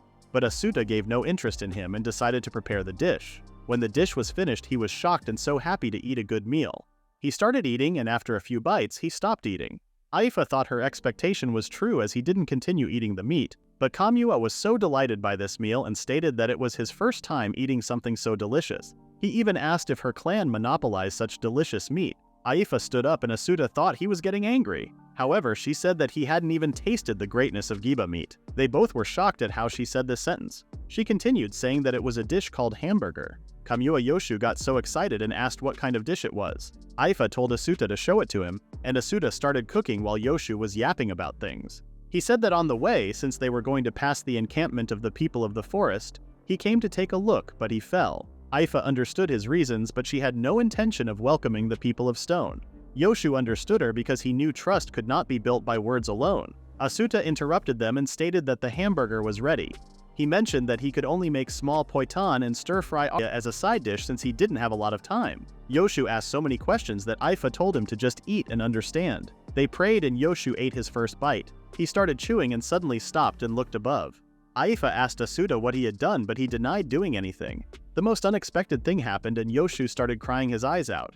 He said that it was so tender and had a great taste that he couldn't understand how this thing was a giba meat while sobbing. Even he, who knows a lot about food from the capital of stone, couldn't comprehend how he made such a great dish. Poitan was also so good that it was impossible to notice it was a poitan. After his breakdown, he noticed that Aifa and Asuta were sitting there confused, so he apologized for his excitement. He asked if the people of the forest eat this kind of food daily, and she responded that she didn't know if the others were eating and she couldn't say anything about the one that came up with these cooking methods, Asuta. Yoshu questioned Asuta's identity and noticed that he didn't look like the people of the forest. He whispered to Aifa, asking how should he explain their situation.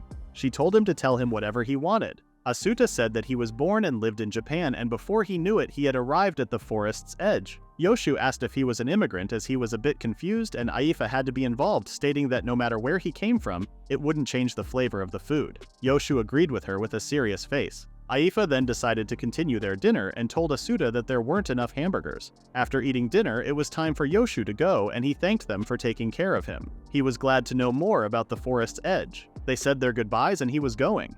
Before he left, Yoshu asked Asuta if he would like to make a food stall in Shukuba town. In the next chapter, Asuta has dreams about that moment and he wakes up sweating in panic. Idad seemed annoyed that he kept dreaming and stuck a dried meat in his mouth. She guessed that he was just dreaming about crossing that bridge, but he said that he had a dream where Kamua Yoshu was chasing after him, which was scary even for Aifa. She asked if he was thinking about the stone capital and the proposal from Yoshu.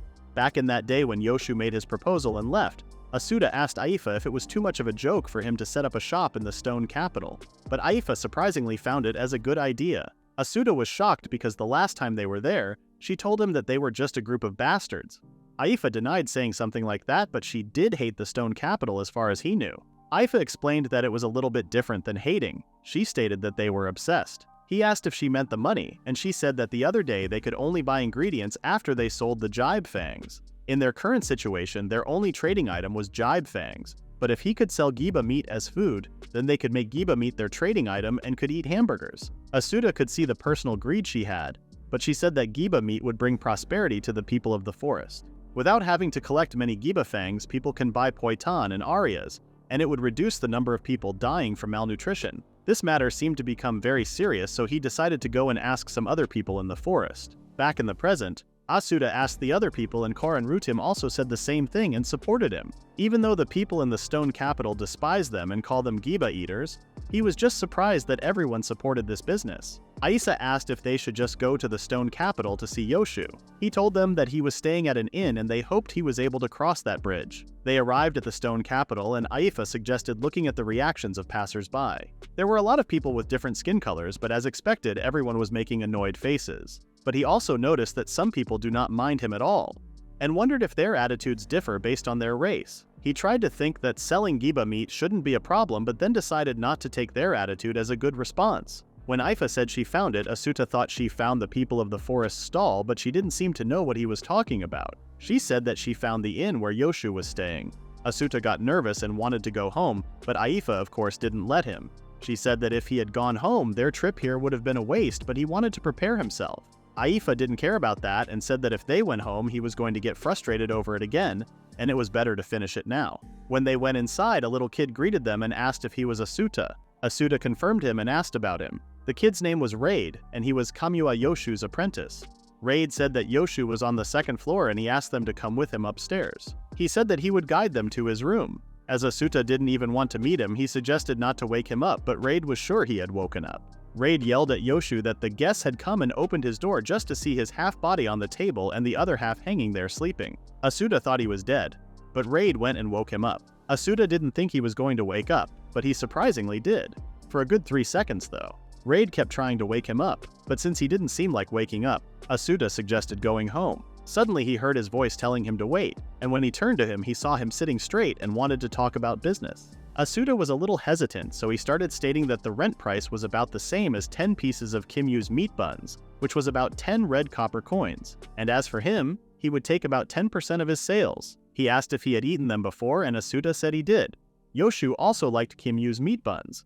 In this trade down, Kimyu's meat buns were the most popular product, as he said. He thinks a Giba dish was good enough to compete with that and asked Asuta if he was still not convinced. Asuta was wondering if anyone would actually want to buy Giba meat. Yoshu guaranteed him that others would accept it. Asuta was still in doubt, but he remembered the moment when Yoshu cried after eating the Giba meat. Raid asked what was wrong, and he was too in his thoughts that he couldn't answer. He felt like he heard what Yoshu said before. Suddenly, he wanted to talk to someone from the people of the forest. Yoshu figured that the answer was still pending. They went to Dan and he asked what he wanted to discuss. Asuta said that he wanted to hear his opinion. Dan said that it was about time for dinner, and he thought Asuta came to ask him to taste a new grilled meat. Asuta definitely didn't come there with that purpose, but couldn't refuse him after seeing his exciting face. He eventually made the same grilled meat as before and served it to them, but was totally forgot why he had come there. Aifa pulled his shirt to remind him of the matter. Gazu asked if he was still worried about his discussion the other day, and he said that he also came to hear Dan Rutim's opinion this time. After telling him the situation, Dan stated that selling Giba Met dishes in the trade town was the same as selling the fangs and the horns, so he didn't have to have the forest's blessing. But Asuta wondered if there were any people other than the people of the forest who would eat Giba's meat. Dan yelled at him for even thinking that people wouldn't find his meal delicious. Gazu suggested he talk about this within the FA clan, and since it was late, they had prepared a room for Asuta and Aifa. However, there was only one bed in their room.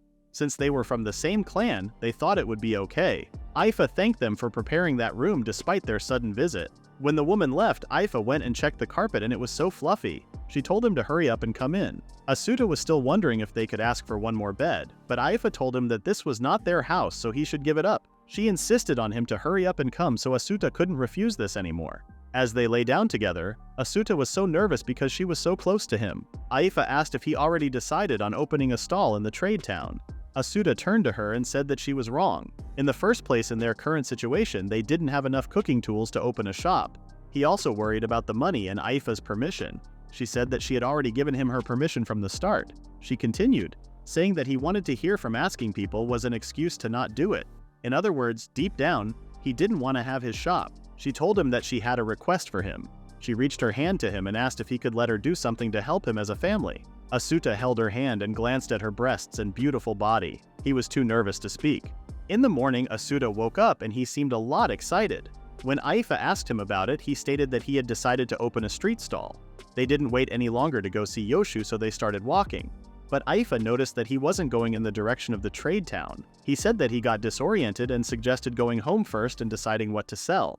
They went home and Asuta asked what should he try making with jibe meat, and without a doubt, Aifa suggested a hamburger. Asuta tried to object a few times, but she was not backing up, so he started making it.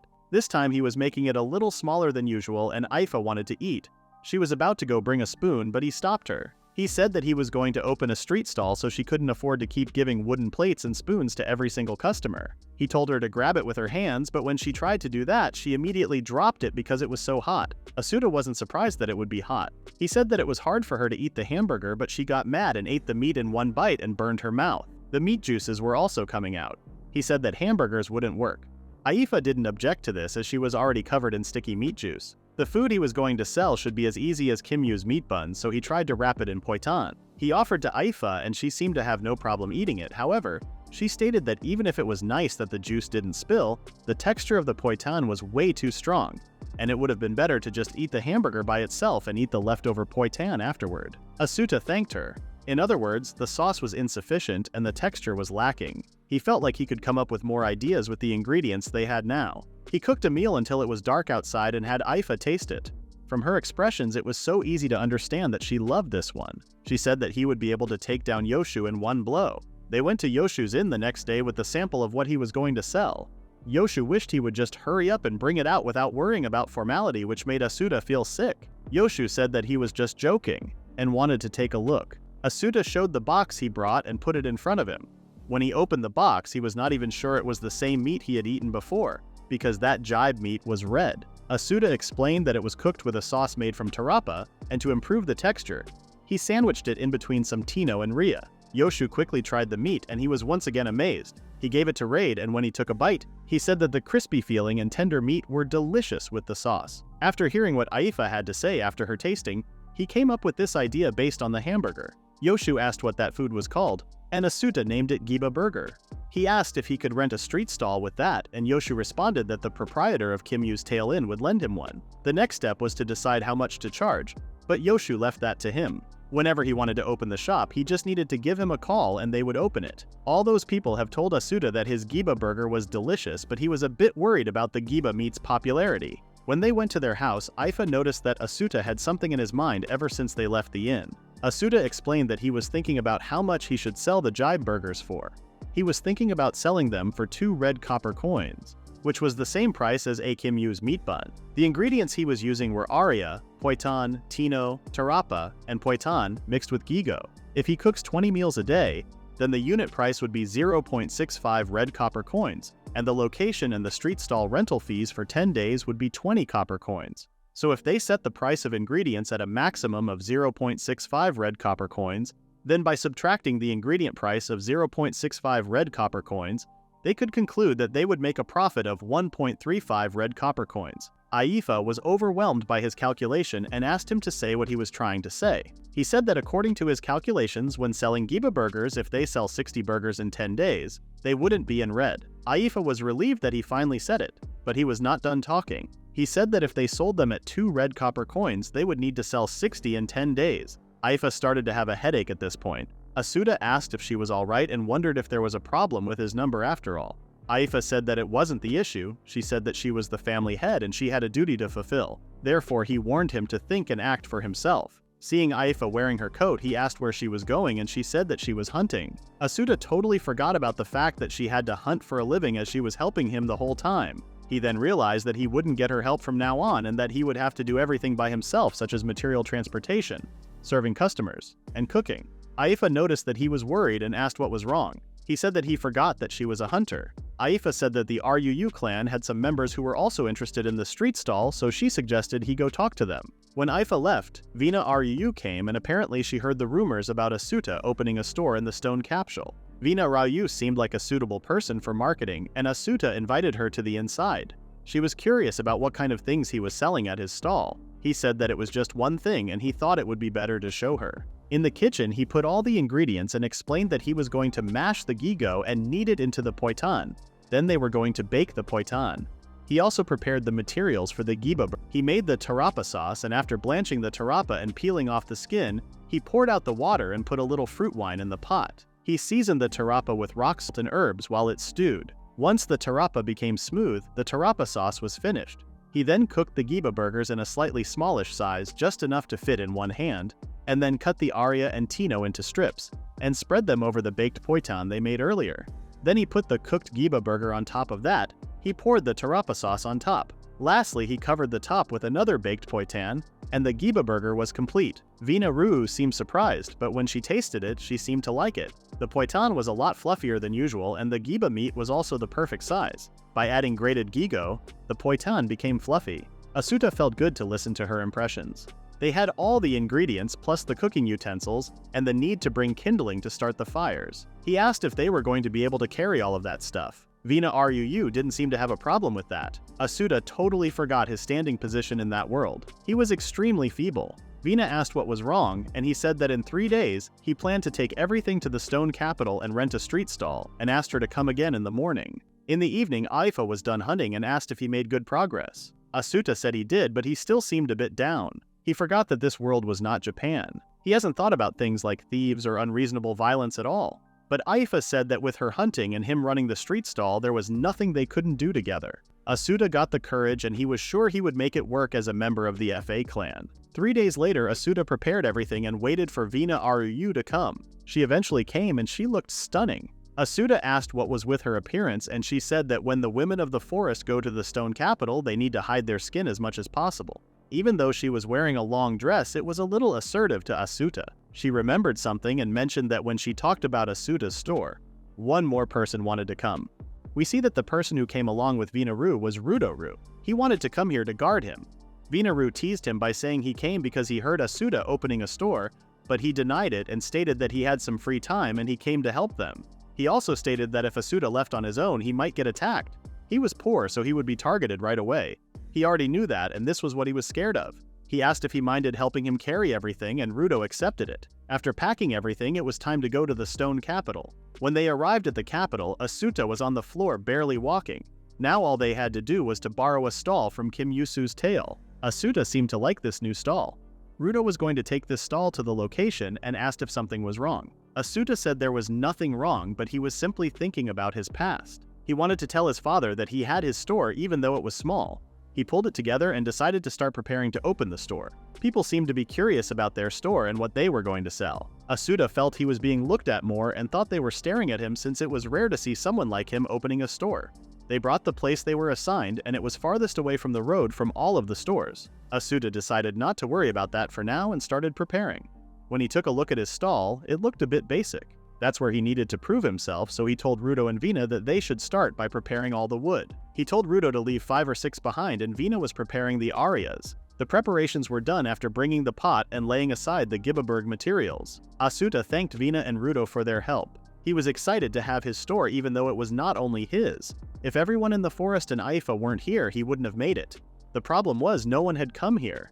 Asuta wondered if they could have someone advertise the store outside where people could see, but it was banned. Asuta saw someone passing by their stall, so he told Vina to put the aria on the poitan and looked at the man with a smile on his face, but the man ignored him and continued his way.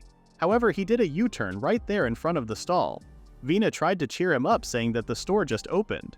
He wondered where all the people who were watching them pull their store went. He looked at Rudo, and even he seemed bored, and at this rate, Asuta wasn't sure if he could reach his goal of 10. He wanted to avoid failing at all costs, so he told Vina to give him the materials for the Gibaberg. The moment he started cooking, the smell of the Gibaberg reached the people and they came by the smell. However, after seeing that he was cooking the Giba meat, they decided not to buy it and left there. Asuta was shocked, and he thought about the possibility of Giba meat being accepted by only the forest people. However, just as he was thinking about giving up, a man with a hoodie came and wanted to buy one. Asuta saw them earlier and they were always in a group wearing suspicious coats. He cooked one and gave it to the man, but he didn't eat it at first. After telling him to eat, the man took a bite and Asuta anxiously waited for his reaction. Those guys were not from Xeno City and they weren't anyone he knew. Nevertheless, they were his first customer. The man ate the Gibaberg without saying anything. After finishing it, he whispered to the man next to him and then they nodded to each other. Asuta was trying to figure out what their reaction was, and the man looked him in the eye and asked for 7 more Gibaberg. Asuta was confused, so Vina explained that he wanted to buy 7 more. That conversation just now was a judgment for the burger. After making their burgers, they paid 14 red copper coins and then left. They managed to sell 8 to their first customer. Asuta was happy that they managed to do that, but he still had no idea what they thought about his burger. But out of their goal of 10 sales, they already sold 8. He decided to sell all 10 today. However, during the day, no one was coming. Not even a single person. They only needed 2 more burgers to reach their goals, but it seemed so hard to do that in this condition. Asuta noticed that Raid, Kamyua's apprentice, was there. Asuta was surprised because it was really rare to see him without Kamyua. Raid said that he was really busy and couldn't stop working right now, so he had to come here himself. Asuta asked about the reason he came here, and he said that it was something disappointing. Kamyua was crying and begging for Asuta's burger and conditioned him that he couldn't work without eating Giba burger. He asked if he could sell him one. Asuta immediately accepted. When Rain said he would like to have one too, Asuta was on the moon from happiness. Just like that, the 10-day store that survived the first day ended safely. Asuta thanked Vina and Rudo for helping, and when they left, he went inside. Aifa was sitting there waiting for him. She said that he came quickly, but it was just past noon, so it wasn't that quick. She asked if he managed to sell 10 burgers, and he said he did. But if they didn't have Kamyua help them, they wouldn't have reached their quota of selling 10. Asuta asked about the guys that wear the white cloaks. Aifa explained that they were probably the northern Shimu people that came to see the stores. She asked if something happened with the Shimu people, and Asuta replied that they had come and bought his Giba burgers. Aifa found this pretty interesting. She can't say that the Shimu people hate Giba meat, but it would be their first time eating that, which would mean as a person of the forest, they had changed how some people see this food. Asuta was so happy that he thanked Aifa for saying that. Without waiting any further, Asuta decided to prepare the dinner. The next day, the incident started. It was raining so hard at the stone capital. Asuta was worried that the Shimu people wouldn't come if there was this much rain. Kamyua came to surprise him. He wanted to take 3 burgers, 2 for himself and 1 for Raid. He made 3 burgers and got 6 red copper coins. Before Kamyua left, he stated how much he disliked this much rain, and Asuta agreed. Meanwhile, the incident happened. Aifa was lying motionless on the floor. The rain wasn't stopping, and they couldn't even see any more people around at all. He decided to close the store for today. Vina asked if that would be okay, as they only sold 3 today, but as Asuta said, even though they work here as long as they wanted, they should also decide when it was a good time to head home. He apologized to Rudo for having him carry it all back, but he didn't care how much he had to carry. The problem was, he didn't want to go through the wet mountain path with him as it was dangerous. They eventually had to head home while Rudo was giving warnings to Asuta every minute. They were going in a specific order, but Rudo was still worried something would happen, and kept warning him about what would happen if he slipped. He promised to do his best and started walking very carefully. They were pretty close to home, and he was following the holes which his feet fitted perfectly in. He noticed something and called Rudo. He said that someone might have fallen here and asked what to do. Rudo decided to go have a look and told them to not move. When Rudo saw the person who fell, he called for Asuta, telling him to drop everything and come down there. It was Aifa. It looked like she passed out. Asuta immediately grabbed her and started moving, but Rudo suggested waiting and calling for help from the other houses around here, but there was no way Asuta could leave her like that. He told Rudo that he wanted to take his family home and wanted his help. Rudo came to help him, and they started carrying her. With Vina's help, they managed to bring her home safely. Asuta apologized and thanked them for helping him. After they left, Asuta lit the fire, dried her clothes, and made a bed for her. When he was done with everything, Aifa woke up. The first thing she asked was why she was back at home. Asuta explained that she passed out in the forest getting drenched and asked if her body hurt anywhere. Asuta noticed that she was throbbing, so he told her to lie down. Aifa could barely state that her body felt heavy. Asuta was heating the soup for her. She said that her right shoulder was dislocated. Asuta brought the soup and asked if she could drink some, but she didn't respond. He asked what was wrong, and she asked if he could feed her. Even though he got nervous, he started to feed her. He tried to focus on feeding her instead of thinking about how cute she was. After drinking the soup, Aifa asked if he could rub some ointment on her right shoulder. He couldn't respond well because of his surprise, so she wanted to get the ointment herself, but he didn't let her do that and brought it. While he was rubbing on her shoulder, Aifa had a hard time standing still. He asked if she had a fever because something was wrong. She decided to go to sleep and grabbed Asuta, and they ended up lying down together. Asuta couldn't stop thinking about how close they were until she chanted for his father. He realized that Aifa was 17 years old just like him, and she lived by herself all this time. He turned to her and told her that he would always be by her side.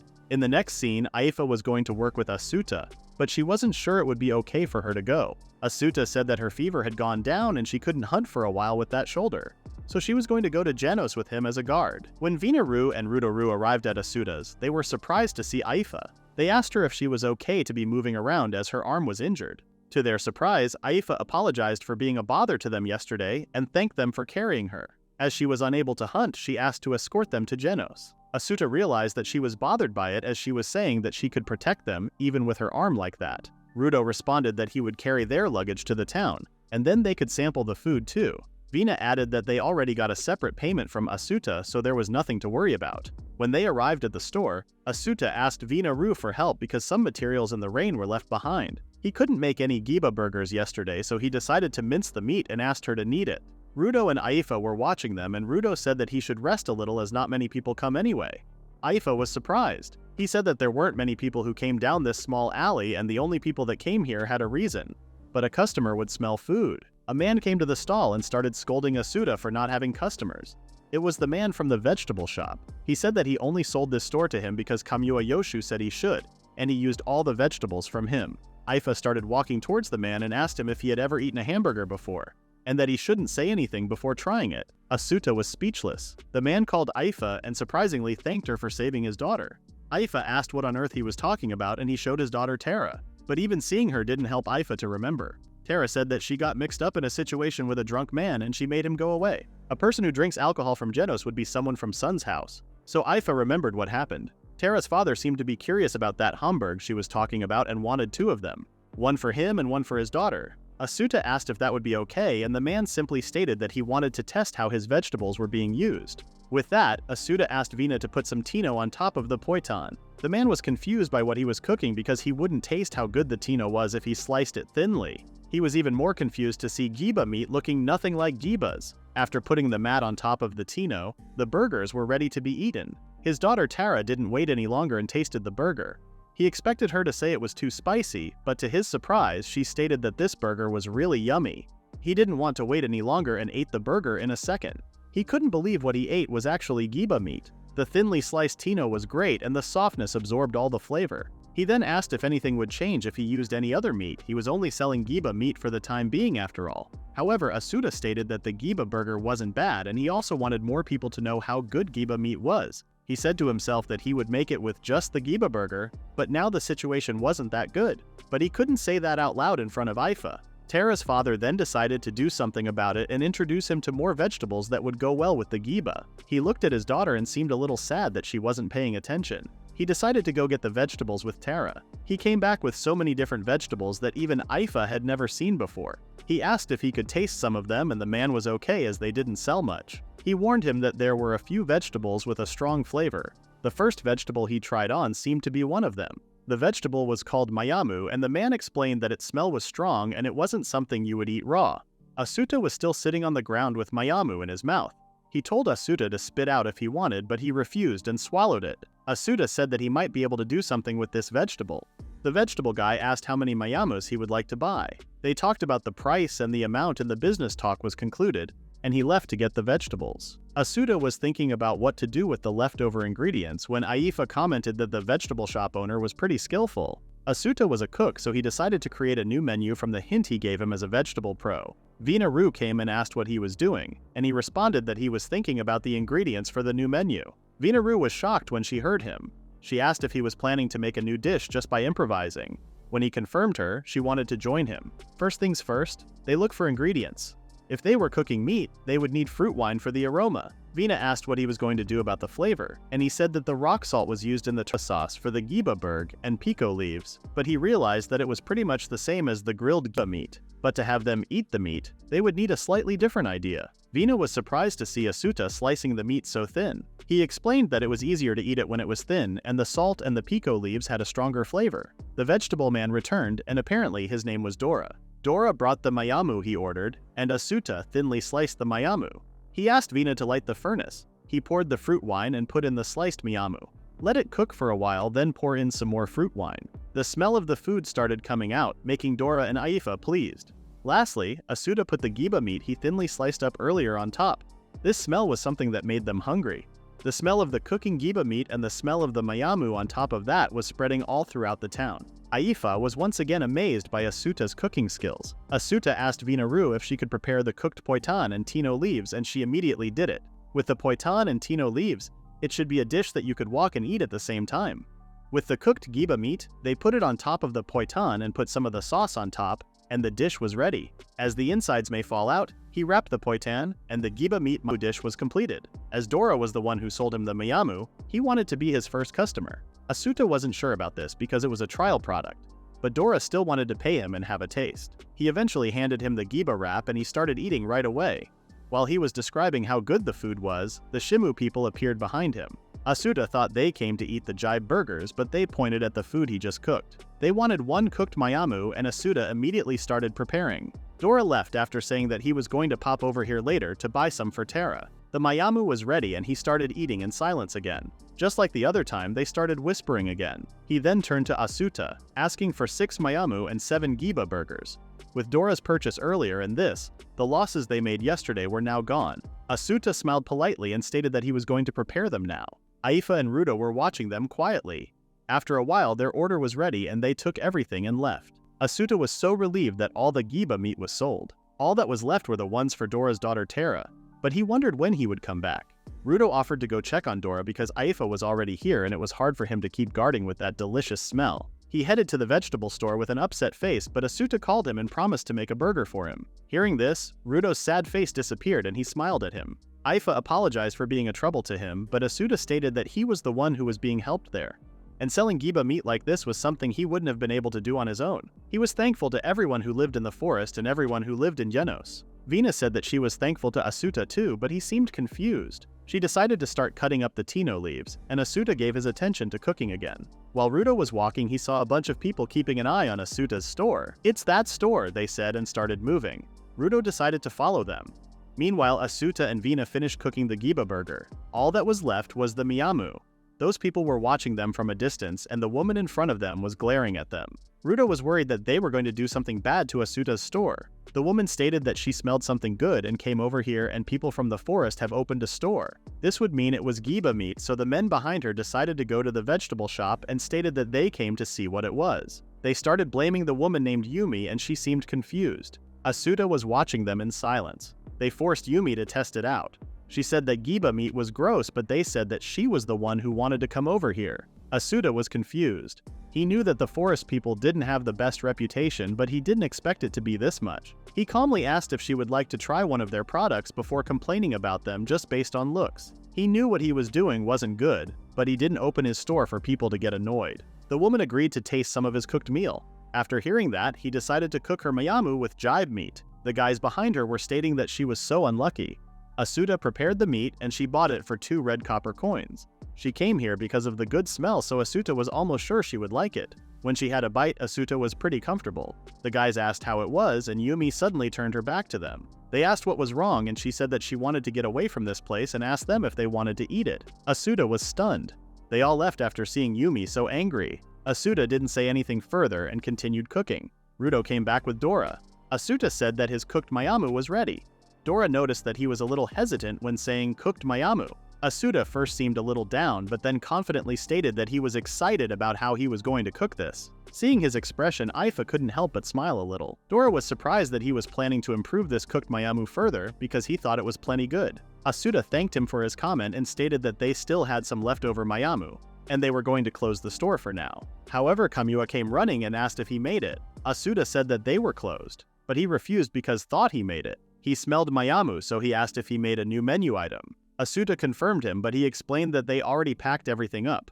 Dora offered her daughter's giba meat, but Kamua refused. He said that this was the new menu item and he didn't modify the giba meat as much. He decided to come back tomorrow because he didn't want to take another person's meal. When Kamua asked if he could reserve one for him, he asked if he was planning to eat it by himself again. Kamua explained that even though Leto was handsome like that, he wasn't good with strong foods like mayamu even though he tried to remove the scent. Asuta seemed to figure out something but didn't say anything when Vina asked and they started packing up. The next day arrived, and Asuta thanked everyone once again. Vina noticed that Aifa looked a bit tired. She said that he was daydreaming a little even though the actual reason was that she couldn't sleep last night because of the delicious smell and her empty stomach. She wondered if what Asuta made last night would sell well today. They arrived at the store and started opening up. Ruto noticed the container that he had never needed before. Asuta explained that it was the giba meat he left in mayamu sauce overnight. When Aifa was about to explain what he did last night, Dora and Tara came and brought the vegetables Asuta asked for. He mentioned that since those were for him, they were very special. Tara also came with them today because she wanted to see how Mayamu was cooked. It looked like the cooked Mayamu she ate yesterday was able to satisfy her belly. The woman from yesterday, Yumi, came and wondered what was going on. Even though it was a strange store that sold giba meat, she wondered why Genos's people watching the clerk enjoy. Asuta noticed that she was watching them again, and he seemed quite comfortable, which made her pretty angry. She came to the stall and said he was trying to sell those things again, while Asuta seemed happy that she came. Tara interrupted her, saying that those were not things, and asked her to look closely. She decided to stick around for her. Asuta started cooking. Tara noticed that even though they were thinly sliced Mayamu yesterday, there weren't any today, but from this pot, they could smell Mayamu. Yumi was still confused as to why this smell was bringing people in. Asuta answered that it was because they mixed some Mayamu that they ground up into this sauce and he left it there overnight. That was the reason why it smelled good, and added the leftover sauce on top of that, mixing it properly. Once the flour was mixed in, he took it out of the pot and the cooked giba meat with Mayamu sauce was completed. Dora and Tara were impressed that he was using Mayamu in such a good way, and wanted one. Asuta asked Yumi to try this one more time if it was okay. When she asked the reason, he said that he wasn't trying to sell it to her, he just wanted her to experience the flavor of it. She was confused because she was sure it would be the same as yesterday, but decided to eat one. She took a bite, and this time she didn't stop with one bite and continued eating. When she finished, he asked how it was. He responded that it was not as bad as she thought with an attitude, and she wanted to pay him, but Asuta refused because he wanted her to experience the taste. But Yumi insisted and stated that she was sorry for calling this annoying yesterday. Asuta was sure she said something along those lines but didn't say anything to her. She started walking away and Asuta thanked her with a smile on his face. This was the first customer whom they didn't know beforehand. Vina was also surprised that she ate it the next day. She said she didn't like it. Tara responded that it's because it's so yummy. The flavor was much deeper than yesterday and she would want to eat the meat alone. Asuta now understood that the people who live here in town have their own tastes. Kamua came to buy the Mayamu sauce, giba meat. Asuta thanked him yesterday, but he didn't understand what he was talking about. Asuta didn't explain it and started cooking. Since Kamua always praised him for no real reason, he couldn't understand anything from that because he was telling them how good the food tasted. Asuta was so happy that he finally had his own store and he was borrowing a hand from many people. And many people were eating his food. They were getting even more business than before. There were some times he wondered if he was dreaming. While Kamua was paying for the food, Vina noticed that the Shimu people were coming. Tara, Dora, and Kamua left there. Asuta asked the Shimu people what they would like to have today, but they said that they were here to talk. Aifa couldn't hear what they were saying to Asuta and wondered what was going on. The atmosphere was a little different than usual. Asuta left the stall and came to Aifa, saying that he had something he needed to discuss with her. Aifa asked what was the meaning of this. When Asuta was explaining what the Shimu people asked him, Aifa saw one of them showing out his knife. Aifa became aggressive, but Asuta explained that it didn't involve violence. Aifa calmed down and let the Shimu people bring them to the place where they sell silver vases. Asuta was impressed by how they handled this many things at once. It would have been better if Rudo had come with them, but he was addicted to the Giba burger and he decided to take the house-sitting job. Aifa asked what the discussion was about because he wouldn't bring her here just to look at the vases. He said that about the shumaral, the knife they saw Shimu people holding, he felt like he could cut vegetables much easier with that. Aifa asked what he wanted to say once again. He said that he wanted to buy tools for their shop with the money that they made, and Aifa told him to go ahead without a pause. Asuta didn't expect her to accept this quickly. She said that he was the one who made the money, and he could do whatever he wanted with it. He thought he had to get permission from the family head. The Shimu man asked if he was going to buy it and which one he would buy. He said that he wanted him to show him more things first. Aifa noticed that it would take some time for Asuta to decide what to buy. She started looking around, and the decorations weren't that good and it didn't look like they focused on that sort of stuff. Vina seemed to like a necklace. While they were looking around, Asuta finished his work. Aifa noticed that he bought quite a lot, but he explained saying that it wasn't a lot, they were just big, and he also bought stuff he wanted to give to Aifa as well. She said that this would go against the customs of the forest people, but he still wanted her to take a look at it. He took out a necklace from his pocket, and Aifa said that it would be fine as it wouldn't affect her hunting. Asuta said that he wasn't a hunter, so he couldn't get her a tooth as a charm, but he wanted to give her some sort of charm anyway, so he bought this. Aifa accepted his gift and he seemed happy. It was hard for her to put on with one hand, so he helped her. When he helped her wear the necklace, he asked if it felt fine, and she confirmed him. Vina-Ryu noticed that Aifa was smiling at her necklace and commented that it looked nice. The Shimu man asked if she wanted to buy it, so she said that she would come by again. With that, they left their shop and went to their own stall. Rudo-Ryu was sitting there and he finished eating all of it. Now it was time to do their best before nightfall. They light the fire again and cut more aria. At night, Aifa noticed that Asuta wasn't in his bed, so she looked outside. She saw him sitting alone. She asked if he was having a hard time sleeping, and he responded that it wasn't that he couldn't. He just thought it was a waste. He explained that they only thought about making money in the first 10 days. But they met and talked to a lot of people and experienced many things. There was something new every day, and even though they had some problems, he had fun cooking like this. That's why he was spending his time like that. Aifa wanted to have fun with him tomorrow as well. And the 10th day had come, time went by as normal. They were closing their store for real and they had to take down their sign. Asuta thanked Rudo Ryu and promised to pay the fee and came back. He asked if he could take everything and go home ahead of him. Rudo seemed so sad, so he told him to not make a face like he was about to cry. They had enough money, so they went to Kamura's place to negotiate. Kamura received the payment for the day's rent, and he noticed that Asuta looked like he had something else to say. Asuta said that he wanted to ask him something.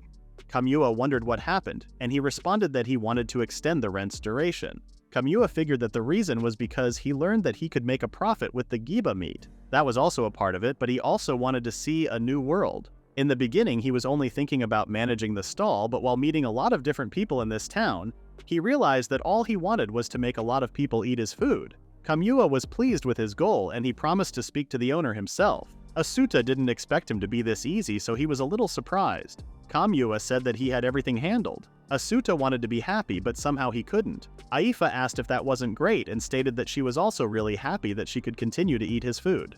Asuta was now happy, and he thanked her. In the next scene, Rudo was talking like he didn't want to work again. Vina Ryu stated that he was just being stubborn and that he was the one who had red eyes after they gave back the stall. Rudo tried to run away by saying they just needed to go to Genos Town again from tomorrow. With that, tomorrow arrived and they reopened their stall in Genos Town. After all, this place felt right for Asuta. Yumi, the woman who didn't like his first giba meat, came and stated that she was surprised to see the stall not being here yesterday. He was surprised that she came purposely to check. She ignored his comment and wanted one cooked mayamu. And with that, the peaceful days came back at about that time.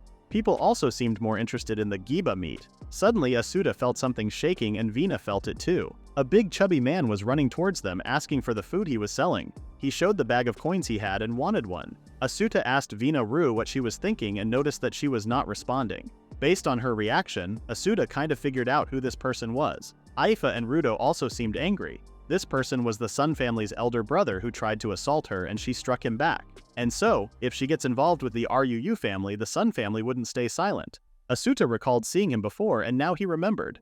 But he was still a client in his eyes, so he accepted to make it for the money he had. Someone eating like him would make him happy as a cook, but this was a battle. He told Vina to chop off Tino in a large area. Asuta believed that if he returned home satisfied with this, it would end without trouble. This man ate so much that there was no time left. And it was the last giba meat that he cooked. Asuta handed him the last cooked mayamu with extra giba meat. He was hoping that he would stop there, but he ate the giba meat and asked for the next one. Asuta calmly explained that they didn't have any ingredients left, so that was the last one. He gave him back the remaining money, but Mita started crying his eyes out. A woman came and commented that not being able to receive the request of only one client was a weak-willed move. It was Yamiru.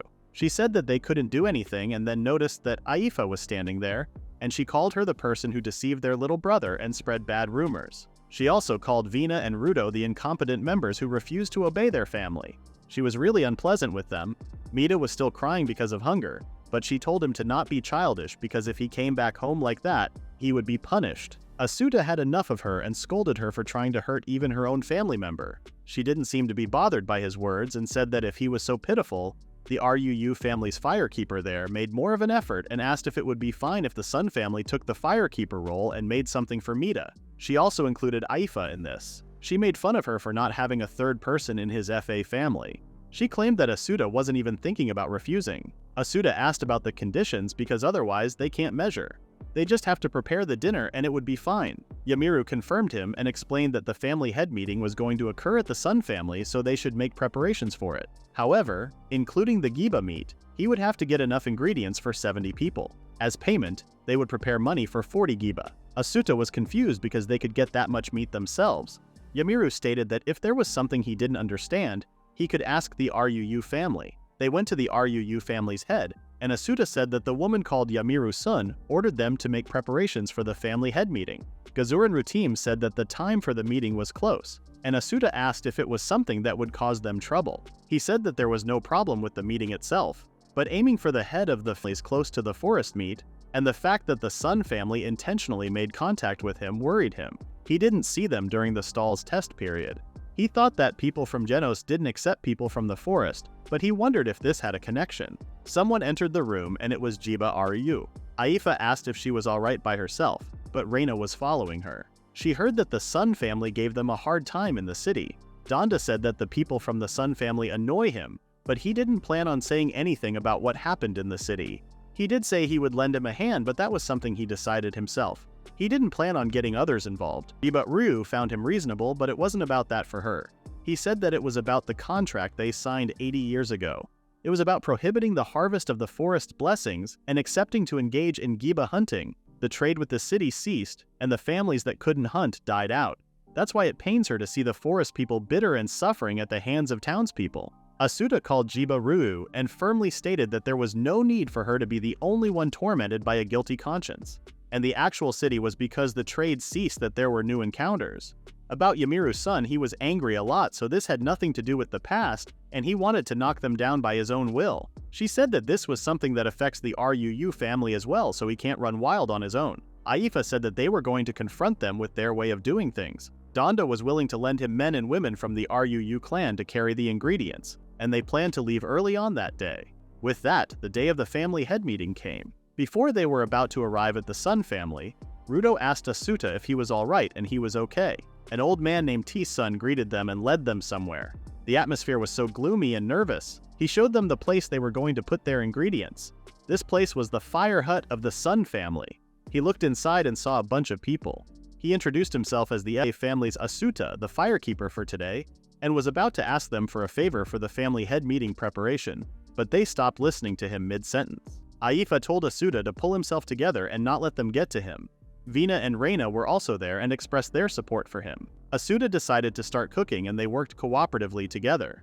While cooking, Reina warned a girl from the Sun family that it was stuck in the pot, so she should be careful, but she didn't and spilled the whole pot on her. Reina asked for the others' help, but no one in Sun's family cared about her. Vina came and suggested carrying her to the river and cooling her off because it would be dangerous to leave her like that. They told Asuta that they relied on him for now and left. Thanks to those two instructions, the cooking was progressing and there was no delay. There was only one problem: the quantity of food inside the drop pot. They lost those ingredients and needed an equivalent amount back.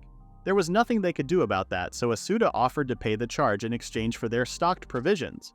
However, those women were not responsive to anything, leaving Asuta in shock.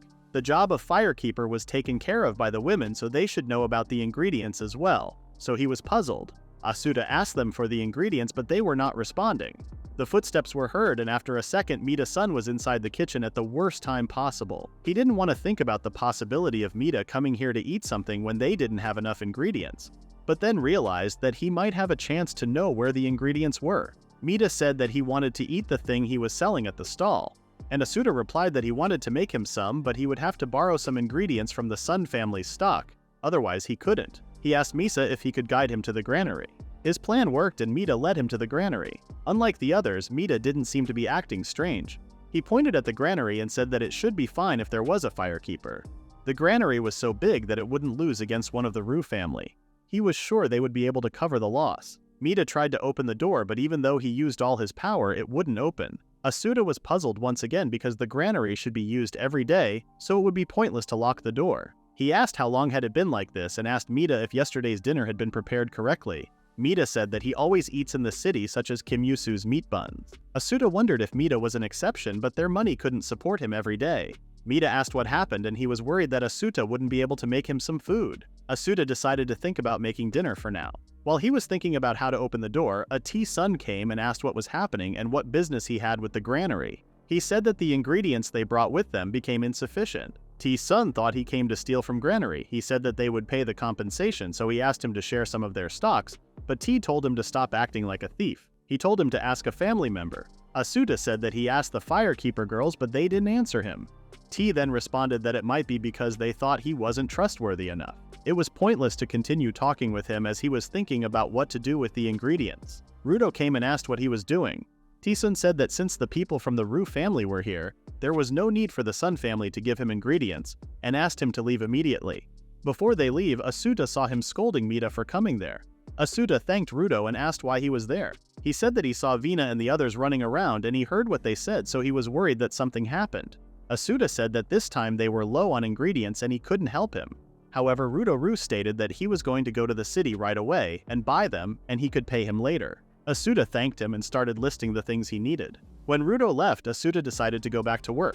Luckily, Vina and Reina returned, and by getting everyone's help, the preparations for the family head meeting progressed and the meeting began. They saw the family heads gathering and Vina asked if he was planning to stay. He decided to wait for his payment, which would happen at the end of the meeting. There was no way the Sun family would pay in advance. Reina was confused because they could also pay Aifa, who was also part of the meeting. She guessed that they might want Asuta to be alone. They told him to be careful and had to leave. Asuta was sure something was off even about that granary. He wondered about the family heads' opinions, so he started listening to them behind the door. They were talking about Asuta's food. One of them stated that for a small clan like theirs, they didn't have the capacity to do that, and for the Sun family who had the money for it, it was easy. But for those from the small clans, they were too busy hunting one giba.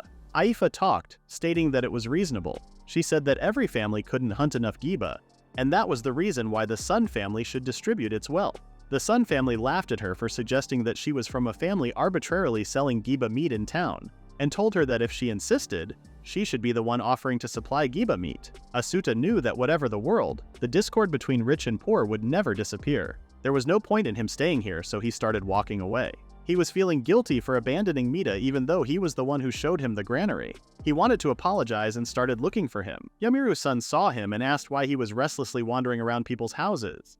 He said that he couldn't receive his payment before the meeting ended, so he was waiting. Yamiru said that she could prepare it for him and asked him to wait in that building because paying him in the middle of the street felt wrong. Her sane reaction was somehow even more terrifying, but he still agreed and started walking towards the building. If this was a plan to capture him as a hostage against Aifa, or a threat towards him, as long as Aifa was in the family meeting, she would be with Donda, so he would not let anything happen to her. At the meeting, a bald man asked if waiting and seeing would be fine, and the meeting ended and nothing changed. Someone bumped into Aifa's injured shoulder and it was Diga-san. He said that he would give something to stop the pain and dragged her somewhere. He captured her and said that he was fine with forgetting everything up until now, as long as she agreed to continue the marriage ceremony with him. Meanwhile, the building Asuta was in was so dark that he could not see anything. Yamiru opened the door and went inside with a fully naked body, asking to start their marriage ceremony. As Asuta didn't respond to her, she asked if he was too stunned to speak. She was unable to see him as it was pretty dark, and wondered if he was always this big. He eventually spoke, stating that he was surprised. She lit up a light and saw that Asuta had something on his head and he was not seeing her naked body. He knew she would be naked, and if he looked at her, she would threaten to either gouge out his eyes or marry her. He could see through it even if he couldn't see her. Yamiru called him stupid and stated that she was no longer interested and left. He wanted to be cautious, so he didn't open his cover and went outside. He accidentally grabbed a breast and had to open his eyes. Thankfully, it was just Mita, and Asuta was so happy to see him. He apologized for not keeping his promise. He then had an idea and told him to wait here. He knew Yamiru should be close by. She was actually talking with T-sun, and apparently it was his plan. He asked if she was close to Granary and she said she wasn't. Something was going on with the granary because if T-sun was here, then the family head meeting would have been over, but he couldn't see Aifa. Meanwhile, Aifa kicked Diga's head and knocked him out. Donda came looking for her since he thought the sons might try something, but she didn't seem to need him. Aifa said that Diga might have seen him and let his guard down, so he actually did save her. Now they were sure that they planned something for this meeting. Aifa also remembered Asuta and they started looking for themselves. They saw each other eventually and she asked what he was doing with Mita. He said that he helped him with the ingredients during the day, though in the end they were asked to leave the granary. Asuta said that they were clearly keeping members of other families away from there. Aifa found this suspicious because he was a firekeeper. Donda decided to go to the Sun family granary. Zuro-san came and called them fools for causing such a riot in another family's territory. Donda said that if he was interfering with another family's head over a simple granary, something was definitely suspicious. Zuro grabbed Donda, and when Donda glanced at Aifa and the others, they understood the plan and started running towards the granary. Zuro warned Donda to not get in his way, but he simply explained that he just wanted to hear a convincing explanation. While they were running to the granary, Aifa asked about the details. Asuta said that there were no keys to be found around the granary. Suddenly, Dan Rutim came and asked what they were doing. Aifa asked why he was still there, and he said that he was hungry and couldn't sleep. When he learned that they were going to the granary, he decided to come as well. Meanwhile, someone was watching them from a distance. They arrived at the granary, and Dan Rutim asked if Asuta could do something with their giba meat. He said that they couldn't open the door before that. T-sun came and reminded Mita that he told him to not come here. Asuta was in a dilemma because they were so close to seeing what their secret was, but with that, Mita would be in so much trouble. While he was thinking about what to do, Danrutim told T-sun to shut up and stated that he wanted to eat some grilled meat. Asuta had an idea and he said that he would open the door. When Mita said this was impossible, Asuta smiled at him and stated that he had to listen to the requests of customers who wanted to eat his food, including him. T and Danrutim were still arguing. He asked Danrutim to leave, but Danrutim told him to try something if he really thought he could do it. Aifa wanted to help Danrutim, but Donda came and said that he got Zuro's son. Before he knew it, he suddenly lost consciousness, so he brought him along. They heard someone telling them to stop. Donda wondered what that voice was. The voice was heard again, telling them to not open. T-sun seemed horrified, calling the name Zatsu-sun, who was the previous family head who was ill in bed. An old ugly man started running towards them, screaming at them, so Donda told them to open it quickly. Danrutim said that he would stop him while Asuta focused on opening the door. Asuta decided to charge it with all his strength. Asuta and Mita gave all their might to crack the door and they were successful this time. However, there was nothing inside the granary. Asuta asked for Mita's help to bring out what was inside. They went outside with what the Sun family was hiding. It looked like a bar was placed on the inside. There was nothing other than the forest's grace. Not even giba meat. Looked like there was a secret passage for the family members.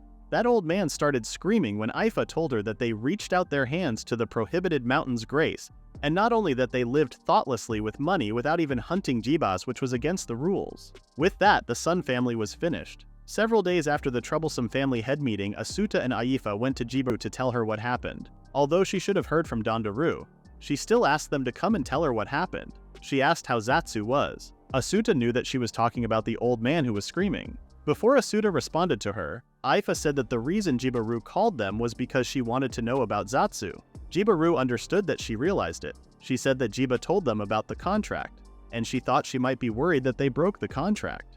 Jibaru confirmed her, saying that he spoke with Zatsu about the contract a long time ago, and it was strange that although there was so much fruit in the forest, they wouldn't take it. He told her when they were kids that there was nothing they could do, and in exchange for being able to live in the forest, they made a contract to hunt the giba and use them as food. Jibaru noticed that he had lots of wounds on his arms, and it was because he wasn't used to hunting yet. He said that they have to build up their strength and hold the giba because they have to protect the future inhabitants of the forest. That was how he spoke when they were young. The son he wanted to protect was waiting for his judgment. T-sun moved at this beck and call, and he was waiting too. However, Yamiru, the one who tried to show his evil deeds, and Mita, the pure one who was never told anything, were going to go live with other families, leaving behind everything that Zatsu wanted to protect. Asuta said to Jibaru that the Zatsu he saw was a person who couldn't understand anything. Jiba thanked her and wanted to get some fresh air.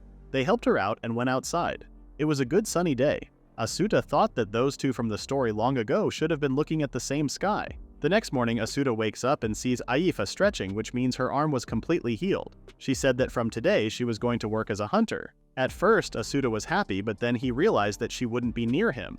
Aifa said that he bothered him for quite some time, and with him in the city, and her in the forest, she wanted to protect their house. Her words cheered him up. She then informed him that a chieftain who replaced the Sun family headed for the city to make a report. The Sun family used to go in and out of the city.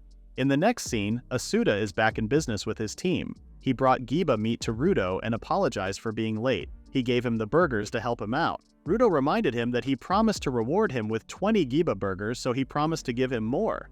Someone grabbed his shirt and it was Tara. She said that she was on a mission and was sent by her father. Asuta asked what it was about. She said that his father wished he could eat some freshly cooked mayamu, so she came to ask if he still could do it. She gave the money and wanted 2 cooked mayamu for her father and herself. Asuta immediately started cooking and Vina helped him. She gave him some tino cut in big chunks. He asked why she gave it to him, and she said that the Shimu people were coming that way. Asuta gave 2 cooked mayamu to Tara before the Shimu people came and she left. The Shimu people asked for 11 cooked mayamu and 6 giba burgers. When Asuta told them to wait for a little while, he prepared the giba meats, and one of them called his name. He also recalled that his name was Shumiraru. Shumiraru asked how the goods that he bought were.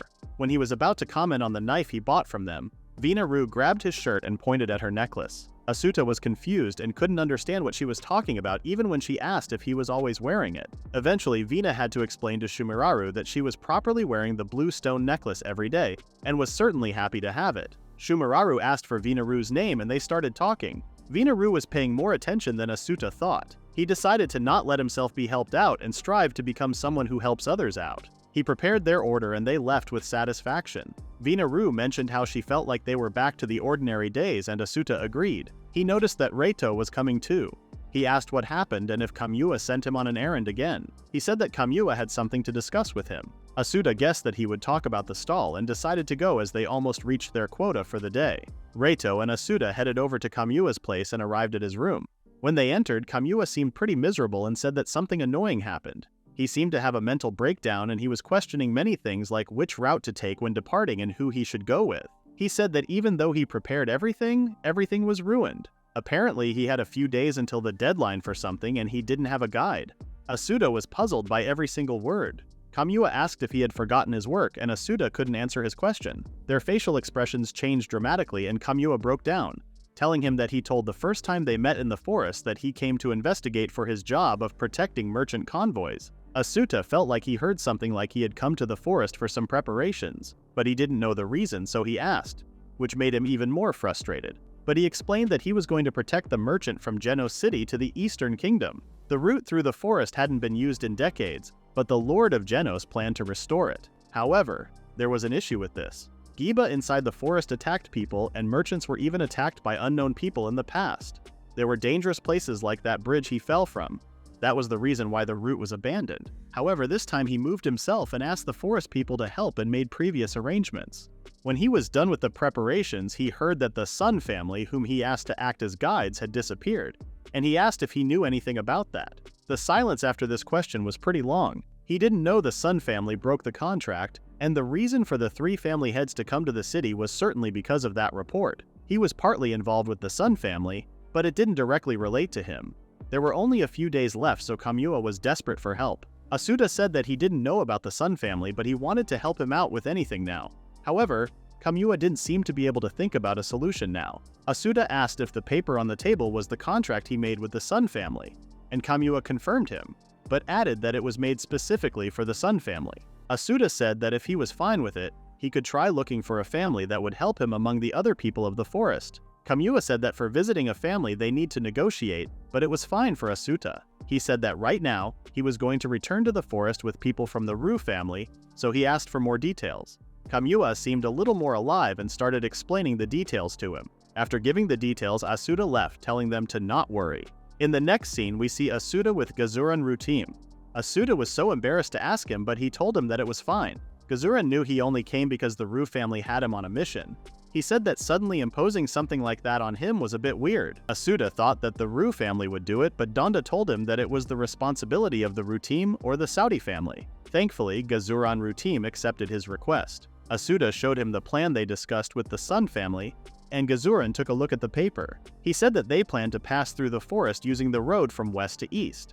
With that, they would avoid both the brigands at the border region in the north and the desert region in the south. Moreover, the Giba were migrating to continue eating the mountain's grace. During this season, this road should be safe.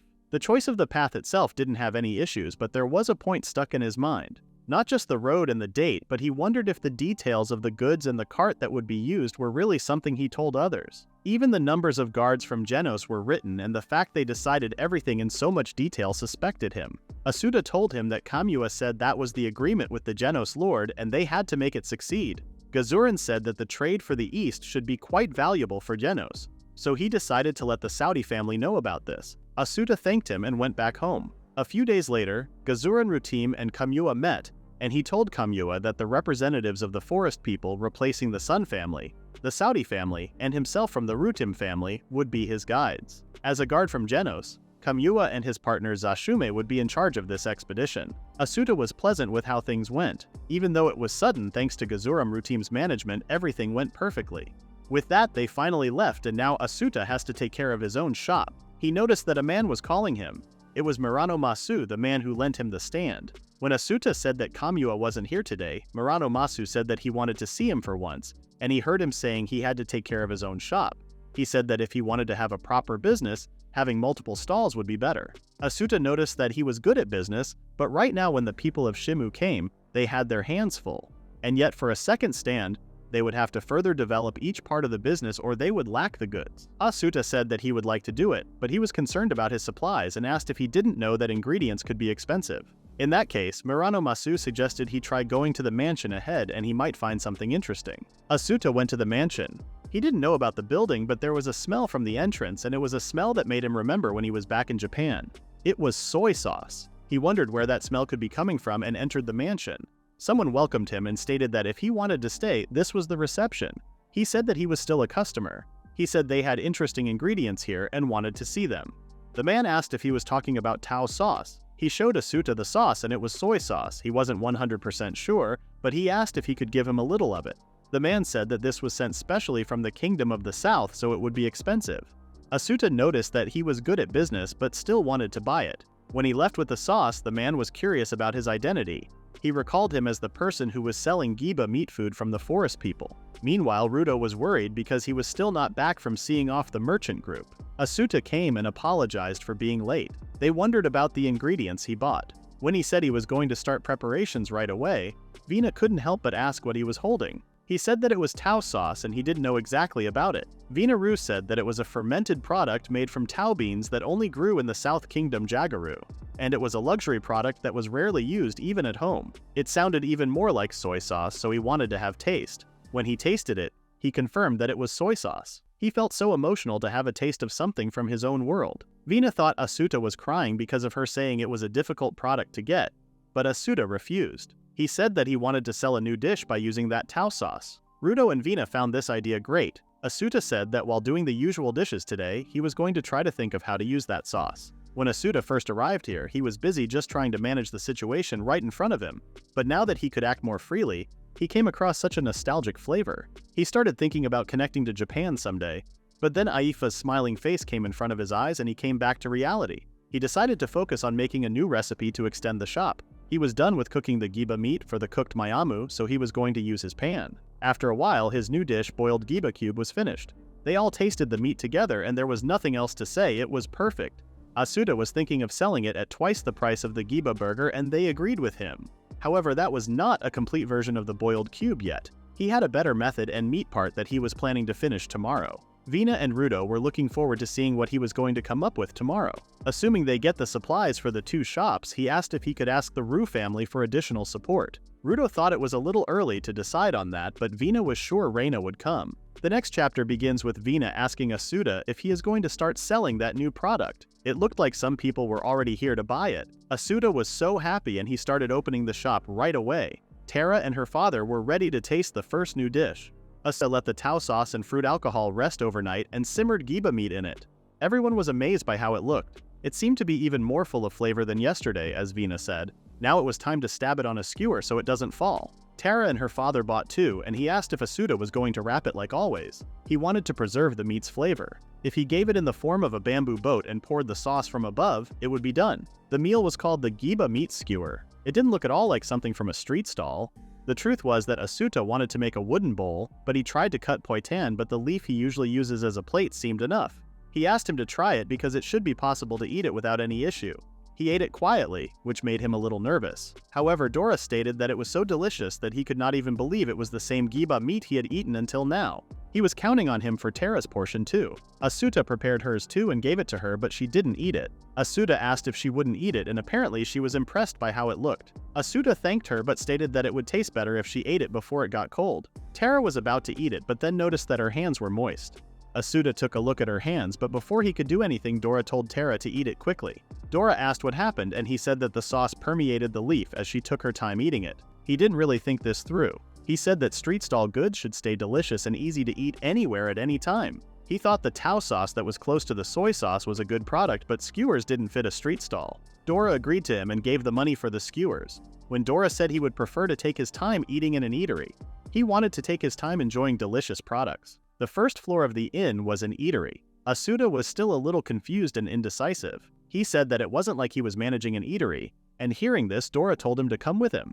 He took him to the place where he bought the Tao sauce. Dora asked him to leave the carpeting to him if his skewers sell well and he needs to remodel his shop. Asuta apologized to the man at the reception and stated that he had something to discuss with him. In Japan, he couldn't do something like that at all, so he was quite hesitant. But this world wasn't Japan. He said that he cooked something with the Tao sauce he acquired from him the other day, and he asked if he would accept it as goods for his inn. He knew that he was asking something reckless but still hoped for a good response. Fortunately, the man smiled and said that he would test it out to see if it was good enough to serve the customers. Asuta was shocked. The man prepared for testing. Even though they were his trade rivals with the street stall, he couldn't believe he accepted to try it. The man tasted his dish and started crying because of how delicious this was. He also stated that he had been trying to find a way to use the Tao sauce in cooking for many years, but he couldn't find it. He became a cook himself to try and make his ideal dish, and it would be so good if he could achieve it. Asuta apologized, and now it looked like he did something unnecessary. But the man didn't agree with him and thanked him for giving him hope.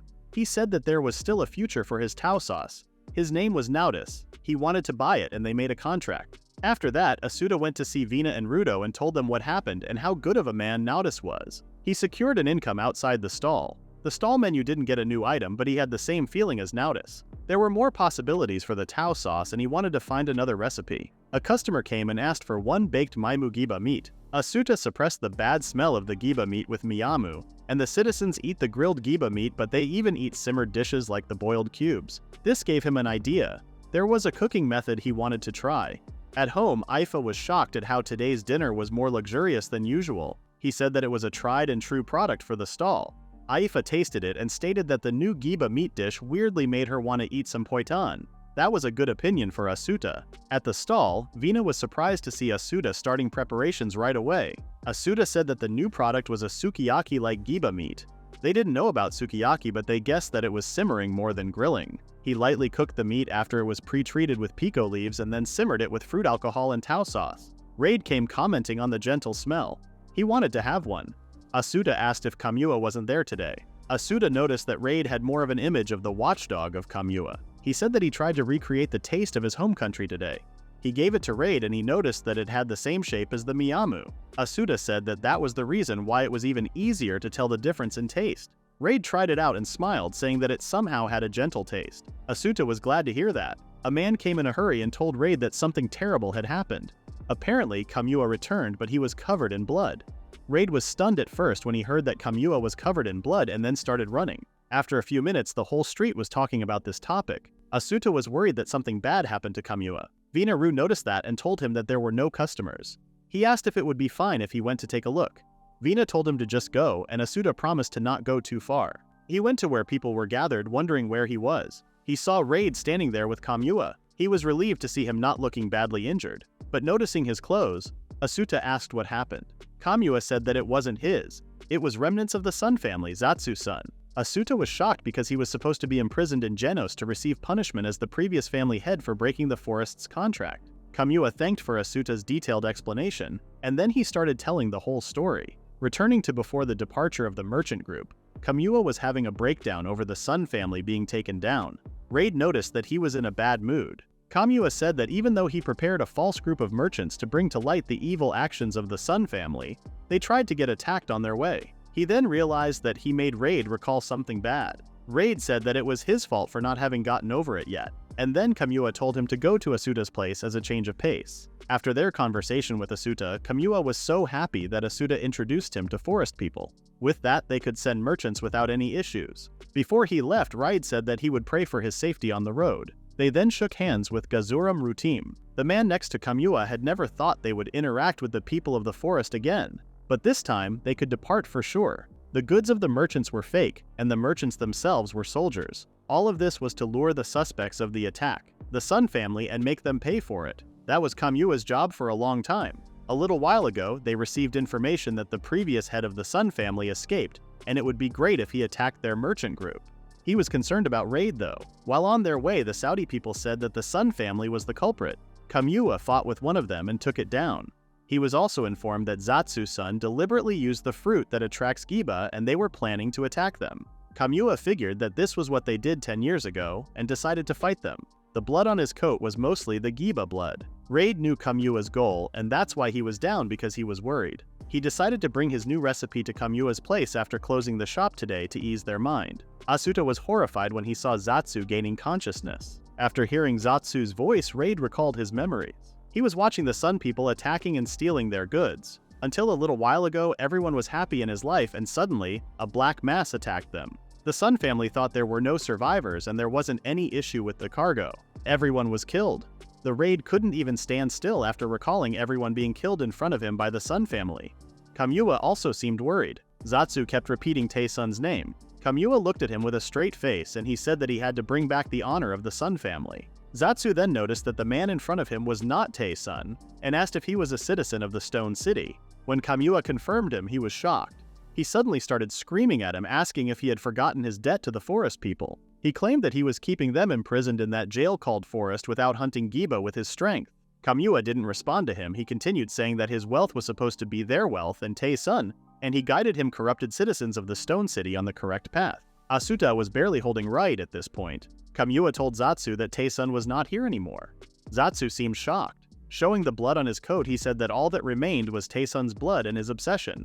Zatsu-san. Zatsu was devastated hearing this. Kamua told him to accept his judgment, and then he was taken away with a rope. A silence continued after that, and Kamua petted Raid's head. He told him that it was over now, and Raid felt his family's souls being happy for the first time. Kamua said that he was going to get back to work now, and Asuta stopped him. He said that while he was away from the city, he made a new recipe and he told him to come by and try it out together. After a while, Kamua came to his stall, but he was alone. He said that Raid fell asleep as he was tired. Asuta said that he thought he must have been relieved because he looked worried the whole time he was away. Kamua understood and explained that he was worried about his work. Asuta responded that more than his work, he looked worried waiting for his return. Kamua seemed happy to hear that. He then wanted 2 portions of his new recipe for him and Reito. He was going to eat with him as soon as he got back. Asuta happily started preparing his food. For other people, it was difficult to understand what was inside someone's heart. But if neither of them wanted to change their relationship, it would be fine like that. In the next chapter, Asuta cooks his new recipe with full focus. Aifa noticed that he had been whispering while looking at his pot for a while now. Asuta asked if she was curious. She said that if he was worried about the cuisine, she could do a taste test for him if he wanted. He said that it was about the cuisine, but he didn't need a taste tester, which disappointed her. When he went to the stall, Vina wondered if Asuta was bringing boiled cubes to the big tree pavilion. Thanks to Mise's kindness, the boiled cubes were served as a part of the menu at the eatery on the first floor of the big tree pavilion. But there was a problem. He needed at least 2 or 3 hours to make the boiled cubes. Even if he could provide him with the meal, it was taking him too much time, and he was worried about only offering 1 dish. He thought about what to do, but then decided to start the fire now. While he was preparing, he heard someone come asking for a new dish. He recognized the voice, and it was Shumararu. He welcomed them and told them to wait while he was preparing. He then asked if he knew any eateries selling cuisine items in Geno City. He said he knew it, so Asuta asked if he would tell him about making special dishes or places that use rare ingredients. Shumararu went and they started whispering once again. He said that he would tell him after eating the new dish. After they ate, Shumararu took him and they started walking. It was Asuta's first time strolling through the city. They arrived at a building and Asuta was glad that he showed him the way because all the buildings looked the same. It was an eatery, so there should be some interesting ingredients on their menu, as Asuta thought. A man came and he thought they were merchants. Asuta said that they were customers. He told them to take a seat if they came to eat, but Asuta said that he came to buy, not eat. He asked about the rare ingredients used in the eatery.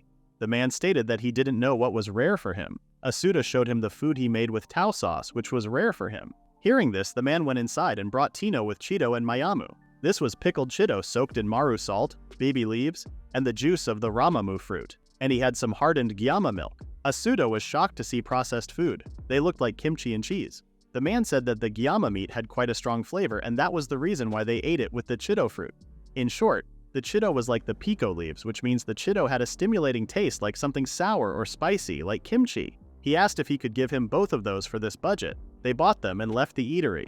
He thanked Shumararu and he said that he was looking forward to his new dish. Asuta went to the eatery while thinking about what Shumararu said to him. Maud said that the sales of the boiled Giba cubes were great and he would like to continue buying those from him. Asuta's day got much better after hearing that, and when he left the eatery, he was excited to try out the new recipe with the new ingredients. The next chapter begins with the ritual evening when Asuta and his team closed their shop and went home. Asuta entered the house and saw Aifa looking a little down. He asked if she wasn't feeling well. He mentioned that he got some new ingredients and tonight's meal would be a test again. When he asked if she was okay with that, Aifa didn't seem to care about it. He didn't know what happened, but was sure she was feeling down. He had an idea and grabbed some ingredients. He asked her if he made hamburgers and if she would eat them. Aifa seemed quite excited at first and then she hesitated. However, she eventually asked if she could taste the new ingredients he bought. Asuta told her that she could. and started with the thing that looked like cheese. He slashed it, put it on the pan, and started heating it a little. After a few seconds, it started to stretch, which made Aifa leave in shock. Asuta tested how long it could stretch while Aifa was watching him in disbelief. He tasted it, and he was right, it was cheese. Its thickness was the same as camembert. Aifa got angry and told him that she wanted to try it. Asuta started cooking right away. When the meat juices came out, he added the tau sauce. After adding the sauce, Aifa was enchanted to smell it. The best ingredient to go with that was surely poiton, as she said. But she was completely shocked when she saw him adding the cheese to the pan. Asuta didn't need to explain anything, and he placed it on a wooden plate and it was done. He served his new recipe, cheese teriyaki hamburger. He handed it to Aifa, who was waiting excitedly. But Aifa didn't start eating right away. She remembered that she burnt herself with the juices spouting from the hot hamburger before. She wanted to eat it while it's freshly cooked, but she thought she should wait. However, Asuta suggested she eat while it was still hot, so she didn't have any other choice. She took a bite even though it was so hot. Because of her reaction, Asuta thought there was something wrong with the hamburger. Aifa didn't say a word before finishing it all, and Asuta waited patiently. Finally, she finished it and stated that it was so delicious and was better than any meal she had eaten up to now. Asuta was happy and decided to prepare some poiton for her as well, but she stopped him. Asuta wondered what she was going to say, and she said that it had been 2 months since they met, and she wanted to celebrate it by having a cheese hamburger. They started cooking cooperatively and finished the dinner in a short time. When they started eating, Asuta decided to leave all of them to Aifa as she seemed to love it. Asuta had 3 more dishes on his menu, and the sautés of the boiled cubes were good too. But they were totally lacking in hands. When the day was over, they were tired, and Asuta asked them if they minded going shopping on their way back. Rudo reminded him to get more people to help out, but Asuta still had no idea who could fit. But Vina-Ru did know. She brought him to the Ru clan's village and told him to wait. Vina-Ru went to Reina's home, and Reina seemed pretty annoyed and stated that it was not fair. She asked if she ate in the city. Vina-Ru seemed like she was trying to trigger her sister. Asuta was getting worried when she saw her provoking her way too much. Reina said that she wanted to help with the stall too, and Vina-Ru smiled because of her victory. She asked if he heard that from Asuta. Reina was shocked and confused to see Asuta hiding there. Vina explained to Reina that Asuta's stall was doing great and he was considering hiring someone else to help. And since she wanted to participate, she stated that they were counting on her. Reina did want to help them, but she also didn't want to skip out on her housemaid duties, so she was concerned. Asuta bowed down to her and begged her to help him. As Reina wasn't from Japan, she didn't understand what he was doing. He explained that it was a ritual from his country and they do it when asking for something. Vina-Ru commented that this would show his resolve. Reina thought about it for a moment and decided to ask if she could get permission to go with him. Asuta thanked her with a relieved face. With that, they carried the stuff to Asuta and Aifa's home. The next day, Kamua came and Reina welcomed him. Rudo didn't seem so pleasant by still having to carry the load when Reina, his big sister, was here. Reina told him that she only came to help with the stall. The tension between them was visible from even a mile away, so Asuta asked them to calm down and offered more products to Rudo to test. Kamua overheard them and offered a totosu if he was struggling with his cargo. Asuta was curious to know what had gotten into Kamua, but he continued to explain that he needed a totosu for carrying cargo. Asuta asked what was a totosu. Kamua reminded him that they were harnessed to the carriage last time. Asuta only remembered them as delicious-looking birds. Kamua was weirded out by his statement but said that one of their totosu escaped to the forest. He wanted to get it back but couldn't find it, and even if someone found it, he couldn't prove it was his. Asuta listened to him with a straight face and then asked him to state his order because there was a line forming. Kamua asked for 3 Giba burgers and 2 Giba sukiyaki. When Asuta served him, he was still insisting on the wild totosu. When he left there, Reina wondered if he was asking them to get the totosu, but they had no idea. Asuta decided to focus on serving the clients rather than thinking about what Kamua was saying. They spent their days with cooperation, and when it was time to leave, Rudo was still unpleasant with carrying everything. Asuta felt bad for not being able to do anything about this, and started thinking about solutions while on their way back. He thought about what Totosu Kamua had been telling him. Suddenly, Rudo noticed something and dropped everything he was carrying. He told everyone to step back and get ready to fight against something. To their surprise, the thing that came to them was Rimi-Ru with a big Totosu. Rudo asked why she was riding a Totosu, and she said that she caught it. Asuta asked where she found it, and she said that it was close to the forest.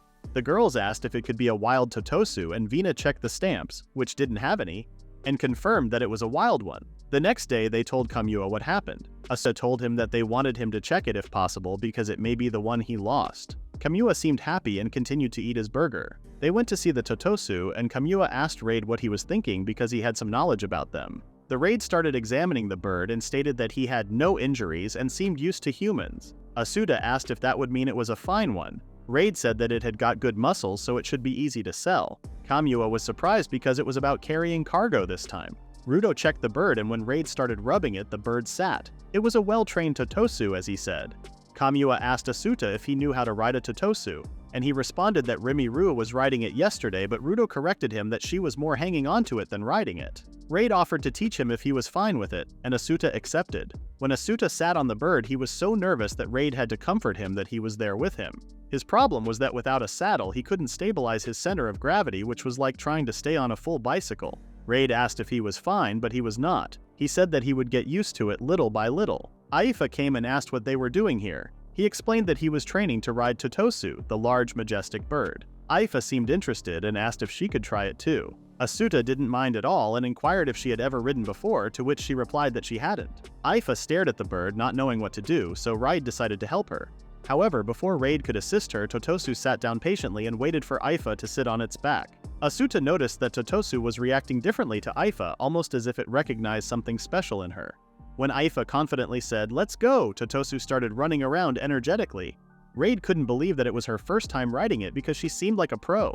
Aifa handled Totosu with surprising ease and grace, guiding the bird through the forest. After an exhilarating tour through the trees and trails, Aifa returned, her face beaming with joy.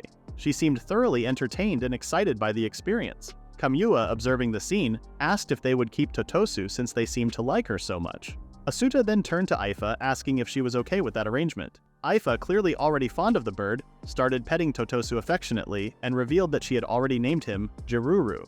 In the next scene, Asuta introduces Jiruru, their new companion, to Vina, Reina, and Rudo. Vinaru and Reina seemed to love Jiruru, but its job was to carry stuff. Rudo asked where the carrier was, and Asuta said that they might find one by the roadside. Rudo took him to the Ru family's place and gave him a carriage. He warned Asuta that they were just lending it to him, and he couldn't even imagine how his father would react if he broke it or damaged it. He showed Asuta the free ones, and Asuta looked at them. If it was only for carrying cargo, the little one would be enough, but Asuta decided to go with the bigger one so that they could also use it. He waited for Rudo to drive because he was the only one that could. Rudo told Asuta to be sure to increase his taste testing amount. Asuta promised to do that, and then he started driving. They entered the city in a very short time. Rudo asked where they should go, and they headed to the vendor who sold stalls. Asuta requested to borrow one more stall and assured the vendor that he would pay in advance. After purchasing the stall, the girls eagerly asked what the next step was. They began pushing the new stall next to their old one, aligning it carefully. Rudo expressed his enthusiasm for more taste testing once this task was completed. After positioning the new stall to complement the old one, their store's new look was complete. Asuta seemed really happy with the improved setup. It was now time to start today's work. Vinaru took charge of managing the pan's heat, while Reina was assigned the responsibility of replenishing the poiton and tino. They began working together in a very efficient and comfortable manner, and the girls seemed quite happy with the addition of the second stall, as it provided the extra space they needed. Asuta felt a deep sense of satisfaction seeing their content. Then he informed them that although it was a bit sudden, he wanted to try out his new recipe. Reina was surprised because they were almost closing for the day. Vinaru asked if he should wait until the next day to try out the new recipe, but Asuta explained that he couldn't wait because their family chief had developed an addiction to cheeseburgers. Although they didn't fully understand the urgency, they all agreed to help, including Rudo. Encouraged by their support, Asuta revealed the new ingredient he was going to use, kimchi, which was pickled chido. With a sense of excitement in the air, they gathered around as Asuta began to demonstrate how he planned to incorporate the kimchi into his new recipe.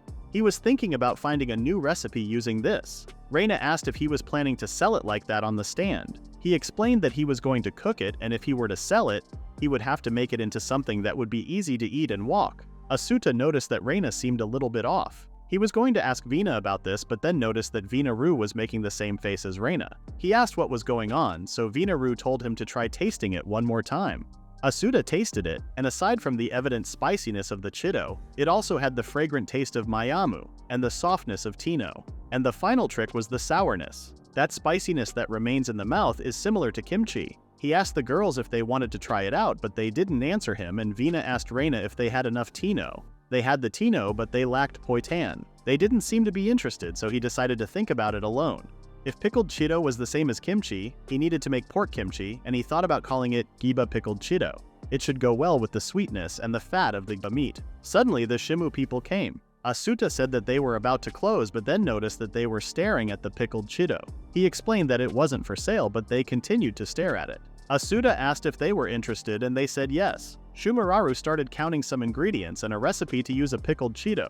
Asuta was shocked and surprised that they really knew a lot about it. Reina and Vina were not interested in it, but he hoped it would be different with them. Asuta asked if they liked the pickled Chido, and they all started saying that they did. Now that he thought about it, the silver jar was from the east, so Chido could also be from the east. Shumiraru cleared his throat and asked if he was going to make something with pickled Chido. He said that he was still in the thinking process. Shumiraru stated that there was somewhere selling pickled Chido, a delicious one. Asuta didn't know that pickled Chido was already a prepared dish. They asked each other at the same time if they wanted to go to the place that sells pickled Chido. The girls were watching them pretty closely.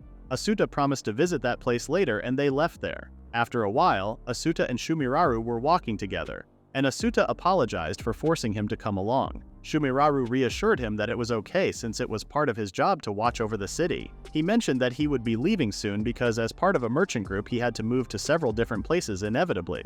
Asuta said that he would feel a little lonely. After a few seconds of silence, Shumiraru said that they would come again to meet him. In that case, Asuta promised to do his best to find a new recipe. When their conversation ended, they were at the door of the place that sells pickled Chido.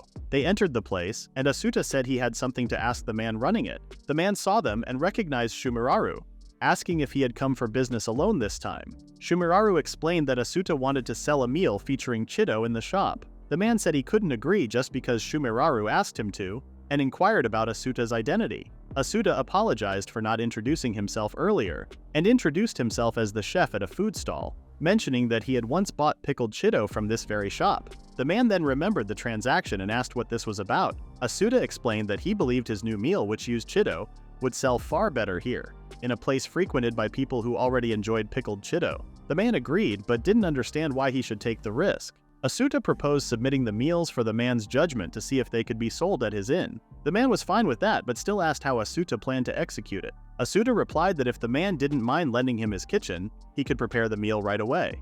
After considering it for a while, the man accepted and led them to the kitchen. Asuta felt the need to apologize for being a bother, but the man reassured him, expressing confidence in his abilities and noting that Asuta had even come prepared. Asuta mentioned that there was a particular meal he really wanted to make using pickled Chido. The owner understood and told Asuta he could use anything he needed from the kitchen. Asuta thanked him and immediately began cooking. After a while, the new dish was ready to be served. Asuta handed the food to the owner to try, and Shumiraru, intrigued, asked to try it as well. Asuta prepared a portion for him too, and they tasted it simultaneously. Both of them ate the dish and remarked that the meat's fat and the pickled Chido complemented each other beautifully, with the spicy aftertaste being particularly pleasant. The owner mentioned he could eat it all day long. Asuta was thrilled that they both liked it, feeling a great sense of accomplishment.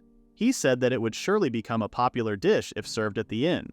Hearing this, Asuta wanted to borrow one of his pots. It was a small one, but he said that the first one was supposed to be a taste test, and now he asked if they would like to prepare it together. Shumiraru stated that he could only eat it, but it was fine with Asuta. He started cooking while describing what he was doing. He started with making the soup stock.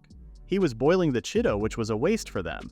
He then told them to add anything they wanted to eat, and if it was possible, they should add something that was not too strong in flavor, something like aria. They prepared it and then sat on the table, ready to eat. The man didn't feel like this was a taste test. Asuta agreed, saying that eating out of the same pot with the others was always something special. They started eating, and the man said that this was definitely something he would like his customers to experience. It was a good chance to make them enjoy a lot of different combinations of food with pickled Chido. He stated that he would like to serve both his meals in his inn. Asuta was so satisfied with this visit. Since it was possible now, he wanted to enjoy a pot with Aifa too. Asuta went home, and upon entering he called out that he had something he wanted her to taste test today. However, she didn't seem to be home. Deciding to start cooking while he waited, he was confident that she would gladly taste test his new dish for him. Aifa eventually came in, but she seemed a little off. Asuta noticed her unusual expression and asked why she was making that face. Aifa asked what was rotting in there, to which Asuta responded that nothing was rotting. She told him not to lie to her, insisting that something in the kitchen had a strong odor. Asuta, slightly upset, explained that it was their ingredients for tonight's dinner. He reassured her that although the smell was strong, it was just the pickled Chido he planned to use in his new recipe. She didn't seem to believe him, so Asuta elaborated further. Upon hearing about the Chido pot, Aifa's expression turned even more peculiar. Asuta asked what was wrong, and she said she would be frank. As their firekeeper, she knew he was a fine cook, but to her, pickled Chido smelled like rotten food. Seeing Aifa's reaction, Asuta now understood why Vina and Reina had reacted similarly. He explained that it wasn't the smell of rot, but the smell of fermentation. Although it gave the same sour feeling, it was fundamentally different. Aifa asked how it was different, and Asuta replied that humans often decide what is good or bad for them based on their own convenience, justifying how good or nutritious something can be. However, he didn't care about that at all. What he wanted to convey was that the cheese he was putting on the Giba burger was also a fermentation product. She asked if it was something amazing with a firm face, and Asuta confirmed her. However, even after finishing the food, Aifa was still unsure. She asked if he was sure it was something edible, and Asuta told her to trust him. Aifa got her first bite, and she seemed bothered by how the spicy taste felt in her mouth. She asked what he made her eat. Asuta apologized and said that he just wanted to make her try it and didn't think about her preferences. Aifa's eyes teared up because of how spicy the food was, but she continued to eat it even though it hurt. Asuta said that she didn't have to force herself to eat, but she said that she wanted to eat it even though each bite hurts and makes her cry. It made her want to eat more. After finishing the whole plate, Asuta asked if she wanted a refill, and she did. She continued to eat it while in pain. Asuta decided to change the taste a little. He said that he would add cheese to it. He added the cheese and made her taste it again. It was hot, but it seemed like the taste was better now. Asuta also tried it, and even though it was hot and they couldn't speak because of the burn, they continued to eat it. The next day, Asuta went to the stall and told Vina and Reina what happened at the inn. They seemed relieved that Chido was not being sold here. But Vina said that she was going to miss the people from the silver jar as they often came all together. Speak of the devil, they were here at the stall, gathered their bags, and ready to leave the city. Shumararu said that they were leaving and that's why they came to bid farewell. He opened his hoodie for the first time and promised to be back to visit him.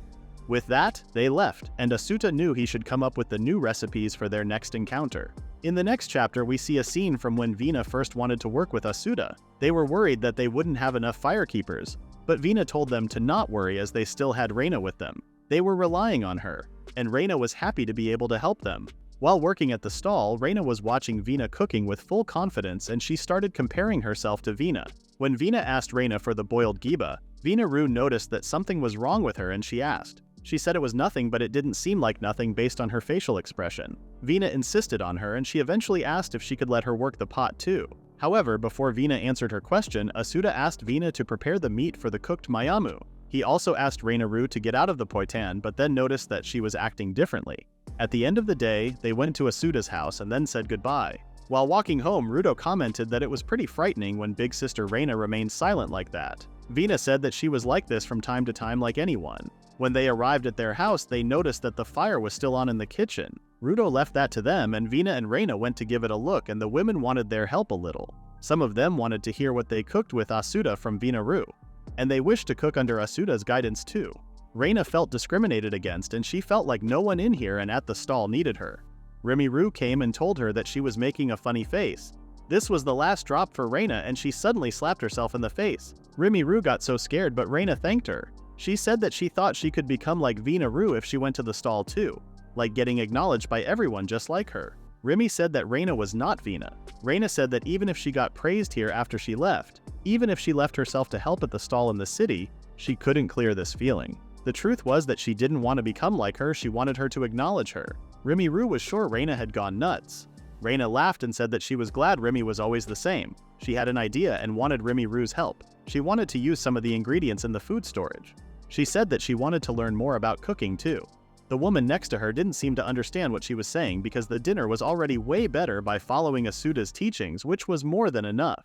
Reina wanted to try stuff out too, but she told her to stop right there. She said that she couldn't match Asuta because from his way of cooking to everything else, he just had his own way. Hearing this, Reina made the same face again. The woman asked if she wanted to be able to cook by herself too. She told her to be careful to not waste ingredients and gave her the key. They went to the food storage and Reina started picking some ingredients. Remy-ru asked if she was not going to make the boom and whoosh, and she said that it was something like that. She didn't want to use new ingredients or do anything fancy, she just wanted to stick to the usual and do it her own way. The food storage door opened and it was Rudo. She asked what he was doing here this late, but he was the one who should ask this. However, seeing Reina's glare, Rudo gave up and decided to tell her. He said that he often woke up hungry, and when he was hunting, he got some rations of dried meat, but right now, he doesn't get anything. Furthermore, he had to deal with all the heavy work. When Reina asked for more, he said that Asuta was always telling him he would let him have test samples in addition to the food he gave him, but he had never gotten any. Apparently, he was tired of this situation. In short, Reina understood that he just wanted to get revenge on Asuta. Ruto did not say that, but she ignored him and told him that he could join her as her ally, and they would get acknowledged by Big Sis Vina and Asuta. Ruto did not understand her at all, and asked Remy if she did, but she did not seem to understand her either. Reina didn't care about what they had been saying about her, and decided to start now. To sum up to this point, Ruto got involved even though he had a bad feeling about all of this. He said that if she were making a weird dish with meat in it, he wouldn't mind taste testing it. Reina told him to not be stupid and explained that she was going to make a giba soup. Ruto was surprised. He then asked if she wanted him to taste test it, and she confirmed. He said that there was nothing to taste about giba soup because they eat soup every day. Reina stated that this was such a stupid thing to say. She explained that it was precisely because it was their everyday meal. More than something delicious they could only eat from time to time, she wanted to make what they eat all the time tastier. This would mean Ruto would get his taste test every single day, so this made him happy. Reina didn't deny it and told Rimuru that she was counting on her. The next day at the stall, Vina wondered what had gotten into Reina, but she didn't say anything. She seemed like she was enjoying herself, but Reina refused, and she accidentally spilled the tau sauce on the potion. Before throwing out the other poitan, she tasted it. Vina-ru once again wondered why she was so happy, but she didn't answer her. When the stall was closed for the day, Reina went home and started her meeting. She told Ruto that she noticed something on the stall today, which was the tau sauce. Ruto knew that was the sauce Asuta started using recently at the stall. Reina realized that tau sauce goes well with poitan. Ruto said that they were selling giba meat simmered in tau sauce on top of a poitan, so this was not new information. Reina once again laughed at Ruto, saying that he didn't understand anything. She said that there should be a way to make the soup better by just adding the tau sauce to it, and if the soup gets better, so will the poitan, which means soup would be tastier. Rimuru suggested pouring some tau sauce and they would be done, but what was important was the process. She thought about it while looking at Vina's cooking, and even with the same ingredients, if the process changes, the taste would change too. She wanted to start with preparing the giba meat. She cut it into different shapes and prepared the stoves with different power. It was Rimi's time to shine now. They started cooking together, and after a while, it was the tasting time. Ruto came and saw 4 bowls of soup on the table. Reina told them to not forget to compare them. Now it was time to see how great they were. The next day, Vina-ru noticed that Reina had been tired for the past few days. Ruto was about to confess that they were trying to make a new soup at night, but then stopped himself. However, Reina told Vina that she wanted her to taste test something before dinner today. Vina was surprised and wondered why she didn't ask Asuta instead of her. Reina thought about that too and asked if they both could come. Asuta smiled and decided to close early today. At the Ru family's kitchen, Reina served the soup to Vina and Asuta and wanted them to tell her their honest feelings. They were surprised to see the giba soup they always made, but didn't say anything. They started eating and Asuta immediately noticed the color and flavor. She added tau sauce, but she didn't stop at that, there was more fragrance to it. He asked if she used cooked meat. Reina was more focused on what Vina-ru was going to say, and Vina smiled at her, saying that she was amazing and it was delicious. She was proud of her little sister. Reina finally felt relieved and started explaining that she just did it like her. She always seasoned the simmered meat only once she got it out, and she put rock salt on it, then dipped it in the water, and only after did she put it on a low flame. Vina suggested she tell everyone about this because it would make dinner better. Asuta also praised her. He hoped to continue working together, but he did notice that she had a little bit of attitude. In the next chapter, Gazuran team is in Asuta and Aifa's house, and he has a request for Asuta. He asked him if he could be the chef at the harvest feast they were going to hold soon. Asuta asked what kind of banquet it would be, and he explained that it was something like a banquet where muscles meet each other. Even though his face says that he understood nothing, Asuta accepted to do it. When Gazuram left, Asuta stated how he couldn't imagine what that was about, but he was curious if Aifa would dance again. He noticed that Aifa was dozed off. He called her name and said that he was asking her about the harvest feast. After a second of silence, Aifa explained that there would be a contest of strength between hunters at the banquet. "As soon as you take your opponent to the ground, you win," said Aifa. Asuta wondered why he didn't explain it that way. Aifa said that it had nothing to do with her. Asuta commented that she seemed depressed, but she didn't reply. He told her that he was going to make her a new dish with meat, however. She said that it wouldn't be a hamburger, leaving him in shock. She said that since Dondaru was there and when Danru-team was present, there was only meat. She started repeating the word meat, which made Asuta worried that she was seriously ill. Aifa told him to leave her alone and he couldn't say anything further. The next day, Asuta prepared everything he needed to take with him, and Aifa decided to help him. Asuta told her that she didn't have to force herself, but she wanted to help him either. She said that she had nothing else to do. Men were at the strength contest, women were at the stove, and she had nothing to do as a woman hunter. Asuta found this pretty sad, but she didn't want him to petty her. They headed the road, and when they arrived, they saw men gathered. A man saw Aifa and commented on what she was wearing, asking her if she was trying to say women can be hunters as well by wearing hunter's clothes. Aifa asked if that would mean he wouldn't mind her showing she was a hunter right there. The man asked if she wanted to take part in the strength contest, and judged her, saying that she would only disgrace herself and lose right away. Aifa took off her coat and said that she was going to win. Asuta was shocked by her sudden change of mood, but still didn't stop her. He was happy that she was back to herself, and he had his battlefield waiting for him in the kitchen. He went to the kitchen and took a look at the ingredients. Aifa might be the winner, so he wanted to make roast giba. Now that he had decided, he started by mincing miamu and drying it, then smashed pico leaves and added salt, which was the seasoning. While he was cooking peacefully, he could hear the voices outside, people saying that Aifa won in the blink of an eye. He was actually dying to see what was happening outside, but he had to stay focused on his work. While cooking the ingredients on low heat, he heard once again that won her 5th round. It sounded like she was going to win and continued cooking. The residual heat should be more than enough to finish the cooking. By adding fruit alcohol and tau sauce and heating it until it thickens, he had finished the sauce and he just needed to plate it properly. He was wondering if Aifa was going to win, but then heard a man's voice saying that Aifa was defeated by Danru team. Aifa went to Asuta's kitchen and informed him hesitantly that even though she did her best, she lost. Asuta asked why she came to tell him, and she said that she had shown him a pathetic part of herself. Asuta was surprised because he didn't know she would think like that. He asked if she really cared about that. He taught her how to high-five and said that now it was time for the firekeeper of the A family to do his best. Even though Aifa seemed impressed, she told him that he was acting way too cool for a firekeeper. Outside, Dondaru was announced as the winner as expected. Danru team came and told Asuta that he got 2nd place, which means Aifa was the 3rd winner. To answer Danru team's curious looks, Asuta started explaining the menu for today. Dondaru asked if that was really meat. He said that it was. They tasted it, and Dondaru found it amazing, saying that he never stopped amazing him. Asuta thanked him, and Donda gave him his necklace. In the next scene, Asuta dreams about a memory of him asking about sugar water to his grandmother. She explained to him that the plum liqueur becomes sweet because of that sugar water. That was the reason why his grandmother's plum liqueur was delicious. When he woke up, he wondered why the liquor in this world was sweet. He asked about this when they were working with Vinaru. However, he didn't get the answer that he needed from Vina. He asked if it could be that their fruit breeding was so advanced that they only get fruits with a lot of sugar. But Vinaru didn't seem to understand what he meant, so he said it would be great if they knew someone who was an expert in liqueurs. He wondered if someone from the silver jar knew about it.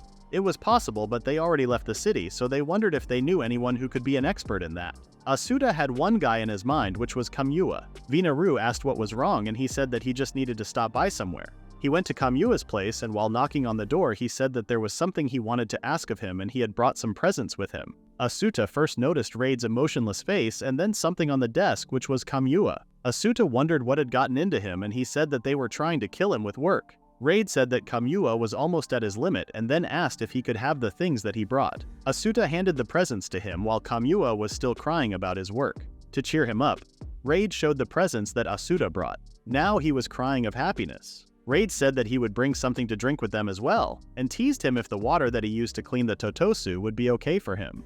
Kamua called him cruel and wanted liquor to drink. Raid left the room and Asuta commented how he looked tired. Kamua said that he was more tired than he was. Raid served him the food and the liqueur, and Kamua started eating like he hadn't been eating for a year. He finished everything in a second and drank the whole liqueur bottle. Asuta asked if that was okay, and Raid said that it was. He asked what Asuta wanted to talk about, and Asuta asked why the liquor was sweet, and if it would be that the fruits that they were using were super sweet or something else. Kamua simply responded that they were using sugar. Asuta was stunned. Kamua said that it was sweet because they were putting sugar in it, and that sweetness was perfect to blow off fatigue. Asuta asked where the sugar came from, and they were buying it from the merchants. He added that since it was only used for liqueurs, there was no more than one shop selling it. Asuta got the answer he needed. Kamua looked happy with his sweet liqueur now. Asuta said that he wouldn't be able to work like that. But Raid was okay because for him, Kamua was useless no matter what. It was great that he got a break. Asuta went home. He learned something important today. He wanted to use liqueur to cook something, but even though he uses it quite often, he can't think of anything. When he was stuck like that, he should just cook something he wanted to eat. He thought about what to eat for a while and decided that he wanted to eat nikujaga, which was a traditional meat and potato stew. When Aifa came back, he told her that he wanted to make nikujaga, but she didn't know what it was. He said that the most important things were liquor and sauce. Nikujaga is a meal that contains thinly sliced onions, soy sauce, a little sugar, and konjac and pork meat or beef meat. Aifa asked if that was tastier than a Giba teriyaki cheeseburger. Asuta didn't expect her to say that. Aifa asked if there was tau sauce in the Giba teriyaki cheeseburger. At work, Asuta still wanted to make nikujaga. Vina asked what had gotten into her, and he said that he wanted to buy new ingredients before going home. The day ended, and they went to buy some ingredients. He wondered which ingredients would be closer to potatoes. He noticed something that he had never used and decided to see if he could try cooking it. Someone was behind Asuta, and it was Rudo-ru, waiting excitedly. He asked if he was going to use chachi. Asuta confirmed him and brought 20 chachi. Rudo decided to carry it. They went home and Rudo followed Asuta. Asuta was puzzled, so he said that he would taste testing. He thanked him. Rudo told Asuta to not worry and get cook. Asuta wondered if he liked the chachi, and he said that they were so soft and sweet when baked, and if he added some salt to it, it would be even better. Hearing Rudo-ru's words, Asuta was almost sure that chachi would be perfect for nikuchachi. Rudo didn't know what that was, but was sure it was delicious. After a while, Aifa arrived home from hunting. She noticed that Asuta had already prepared the dinner, and she remembered that he was acting weird yesterday. She entered the house only to see Asuta cooking while Rudo-ru was walking around in the house with a chachi in his hands. She asked what they were doing. Asuta said that he was trying to make the nikujaga he told her about yesterday with chachi and Rudo would taste test it. Aifa didn't say anything and he continued cooking. The meat was ready and it was time for Arya. After that, he added the peeled chachi to it. Meanwhile, Aifa was taking off her coat. Rudo-ru wondered if they should add more chachi. Asuta was confused and stated that it would not be better. Rudo was shocked. Asuta's whole mood seemed to change and he agreed with Rudo that nikujaga with more potatoes was better. Rudo said that there was no reason to doubt. The more chachi, the better. Asuta eventually listened to him and decided to add more chachi.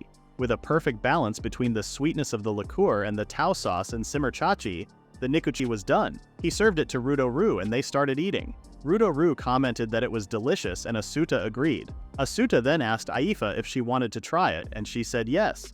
She looked at the plate and didn't see any meat in it. Asuta said that it was inside the chachi, which confused her, but she still ate it and they ended their day with this meal. In this scene, Asuta had gathered a group of women for an open-air cooking class. As he prepared to begin, he couldn't help but reflect on how he ended up in this situation. It all started when Vina noticed Reina looking down a bit and asked what was wrong. Reina explained that she had been teaching the women assigned to stove duty how to cook, but it was starting to wear her out. Vina complimented Reina, saying her cooking during stove duty was always especially delicious, and that everyone wanted to know her secrets.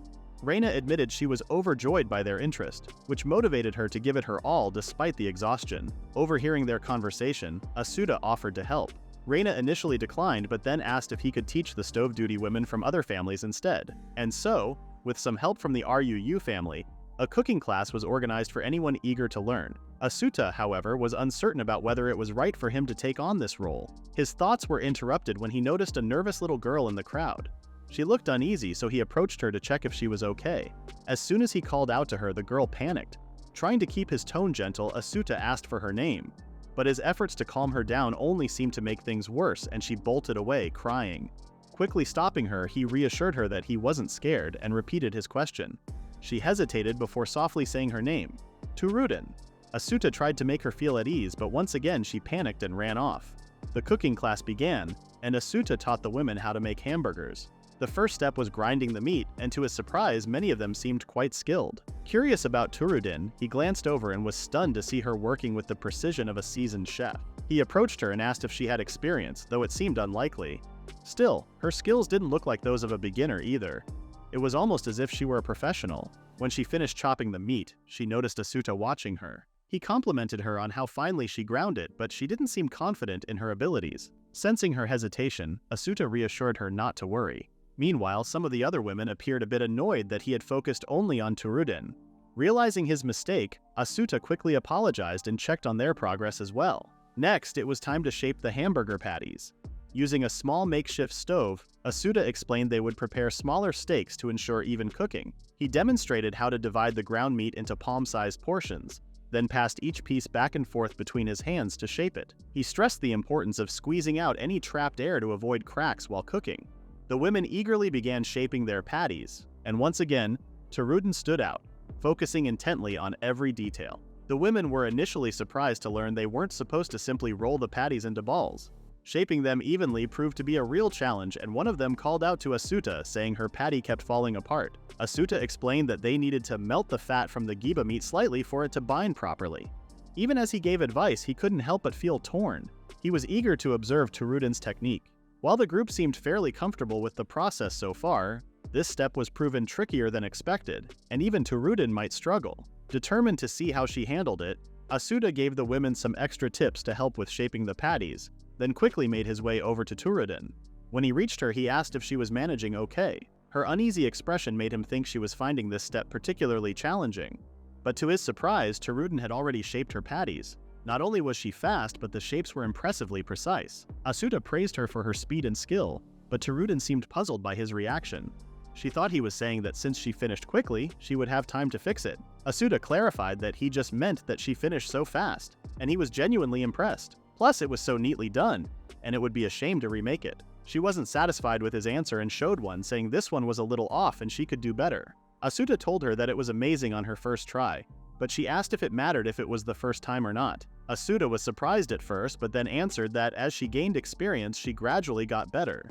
She then asked if it mattered to the people eating whether the cook had experience or not. Asuta couldn't respond because they asked if they should start cooking it already. As the cooking began, the women seemed pleased with their results, enjoying the sizzle and aroma of the meat as it cooked. Tsurudin quietly started on her own, working with a calm focus. Asuta decided not to interrupt her, unsure if his compliments would be welcome. But then he noticed a shift in her expression, a subtle but undeniable joy. Her timing was impeccable, ensuring the juices didn't escape too soon and the insides were perfectly cooked. Asuta asked how she felt after making Hamburg steak. Tsurudin turned to him, her face lighting up. "It's fun," she said simply. Finally, it was time for the test.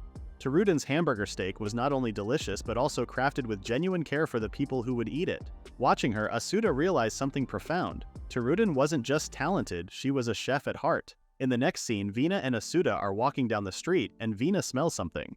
It was citrus fruit. She got really excited and started dragging Asuta to show him. That is the fruit that makes you more attractive if you eat it. The fruit's name was seal fruit, and the seller asked if she wanted to buy some. Asuta didn't know anything about this fruit and started to examine it. While he was looking at the fruit, Vina circled him in excitement. He couldn't say no to her and asked how many they should buy. After that, Rudo Aruyu and Reina left there to head back first. Vina sent them off and told Asut that he would be imposing. She asked why he had a worried face. Asuta said that if it was just the two of them, he was worried the taste testing would be biased. Though really, he didn't want Aifa to see him alone with Vina Rau. Vina Rau agreed with him and suggested calling Reina. Asuta immediately started running away to find someone who could help. When he stopped in the middle of his way, he realized that he wasn't sure if anyone would actually help. While he was thinking about this, he saw Tsurudin working.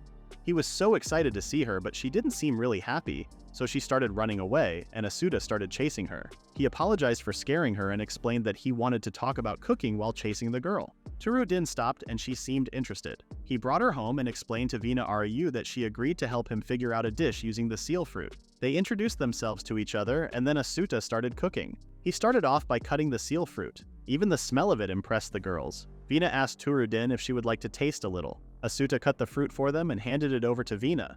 Before eating, Vina Rau was sure this fruit would make her even more irresistible. They started eating it and Vina found the taste bold. It was more like a lemon than an orange for Asuta. Tsurudin was waiting for him to give her some too. Asuta gave some and she started eating. Her reaction was different than the other two.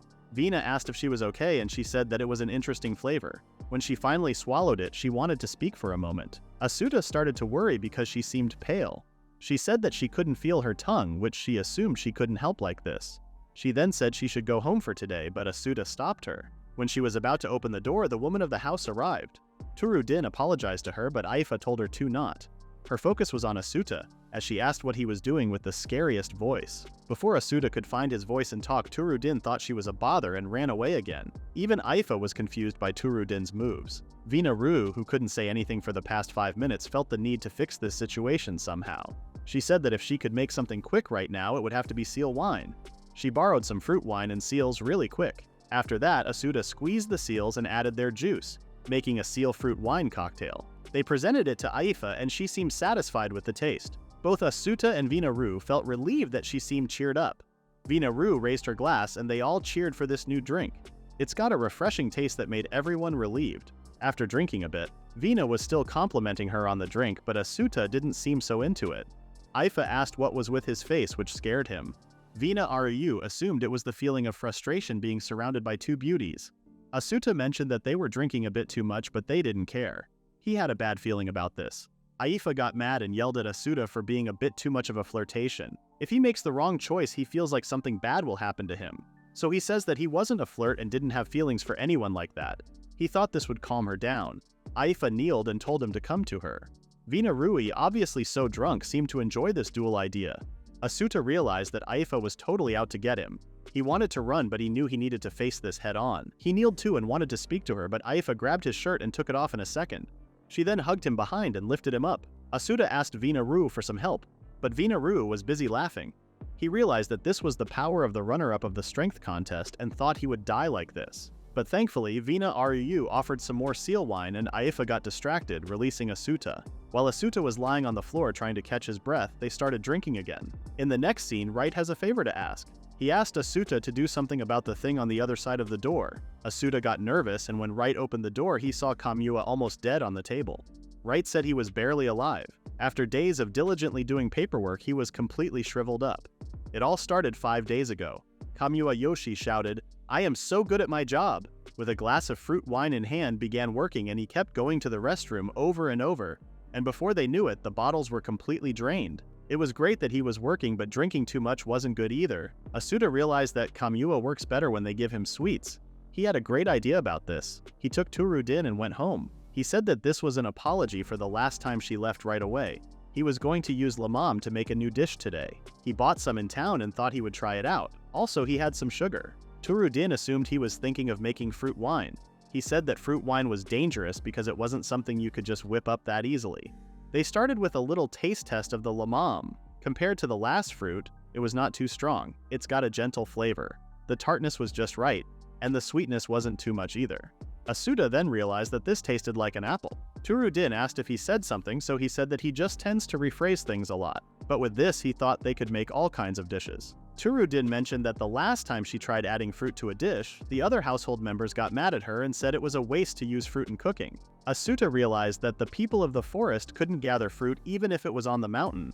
It was like Japan, where there's demand but not enough supply, so it's seen as a luxury. Asuta told her that he would buy the fruit, but that was a totally unhelpful suggestion. He said that if it's such a waste to use fruit in cooking, then they would just make dishes where you could enjoy the fruit more easily and deliciously. Tsurudin asked if he was saying they should process it to make it last longer, and he confirmed her. So they were talking about some kind of drying or evaporating method like jerky or pico leaves. She then had an idea. Before that, Asuta said they should boil down the lamam and sugar together and call it jam. Asuta felt relieved when she accepted because he almost let her take all the credit. They cut the lamam into bite-sized pieces, put it in the pot with an equal amount of sugar, and simmer it slowly over low heat. Asuta realized that he didn't need to explain this to Tsurudin. He said that if they reduce the moisture this much, it should be fine. After it was done, he put it in the bowl and let her taste it. The way it melted softly in her mouth seemed satisfied Tsurudin. Instead of lemon juice, he decided to squeeze a little seal and it was done. All they needed was to let it cool for a bit. Asuta thanked Tsurudin for coming today. Tsurudin for the first time talked friendly and thanked him for having her. Since they didn't have anything convenient like jars, Asuta decided to put it in one of these empty Tao oil bottles for now and take some bread so they could eat it with jam later. The next day he brought the jam and the bread to Kamua. Wright put them on the table and woke Kamua up. When Kamua tasted it, he stood up and said it was giving him strength all over. Apparently, Kamua worked non-stop for 3 days and nights and then dried out again. Tara and her father showed up with an overwhelming amount of vegetables and asked if Asuta needed more. He hadn't expected to receive so many, so he was caught off guard. Tara began to tear up, unsure of what to do. Not wanting to upset her, Asuta decided to buy everything, and ended up purchasing the whole lot. Fortunately, Vina Ryu said they could use all the vegetables at the food stall, so it turned out to be a good thing. Rudo Ryu mentioned they also had chachi, though not all of it was being used at the stall. That gave Asuta an idea. He decided to create a side menu. He began wondering whether they could sell dishes besides just Giba meat meals. When Rudo Ryu eagerly asked if he meant using chachi, Asuta confirmed, and added that he'd need someone to taste test the new dishes. Vina Ryu suggested they could also use the fruit called seal. and if they had tarap, Reina might be interested too since it could be eaten as is. That night, when Aifa arrived, Asuta told her he was planning to experiment with different ingredients. Aifa became uneasy, thinking he meant to do it at the house. She wasn't comfortable letting women who weren't family members inside. But Asuta had no other option. He explained that since the Ryuu clan had helped them so much, he wanted to bring some excitement to the food stall. However, Aifa misunderstood and thought he was planning to leave her out. Seeing her reaction, Asuta hurriedly reassured her, saying he needed her to be involved as well. She agreed to help, making it seem as though she was only doing it for his sake. 3 members of the Ryuu family and Aifa were set to take part in the testing. Asuta said that at least one of them should also help with the cooking. An idea struck him, and the next day he went to find Tsuruden. Although he tried to stay out of sight, she noticed him right away and told him to pick a less obvious hiding spot. Asuta shared his plan with her. She said she got the general idea and was willing to help. Asuta was grateful. She then came up with an idea of her own and said she'd bring some ingredients too. Asuta told her it wasn't necessary, but she insisted. There was something she wanted to try.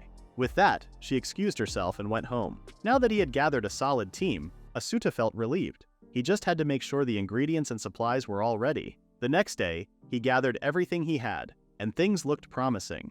They managed to piece together a simple stove, which worked well enough. The table wasn't great, but it would do. Asuta hoped everyone would arrive soon. Tsuruden was the first to show up.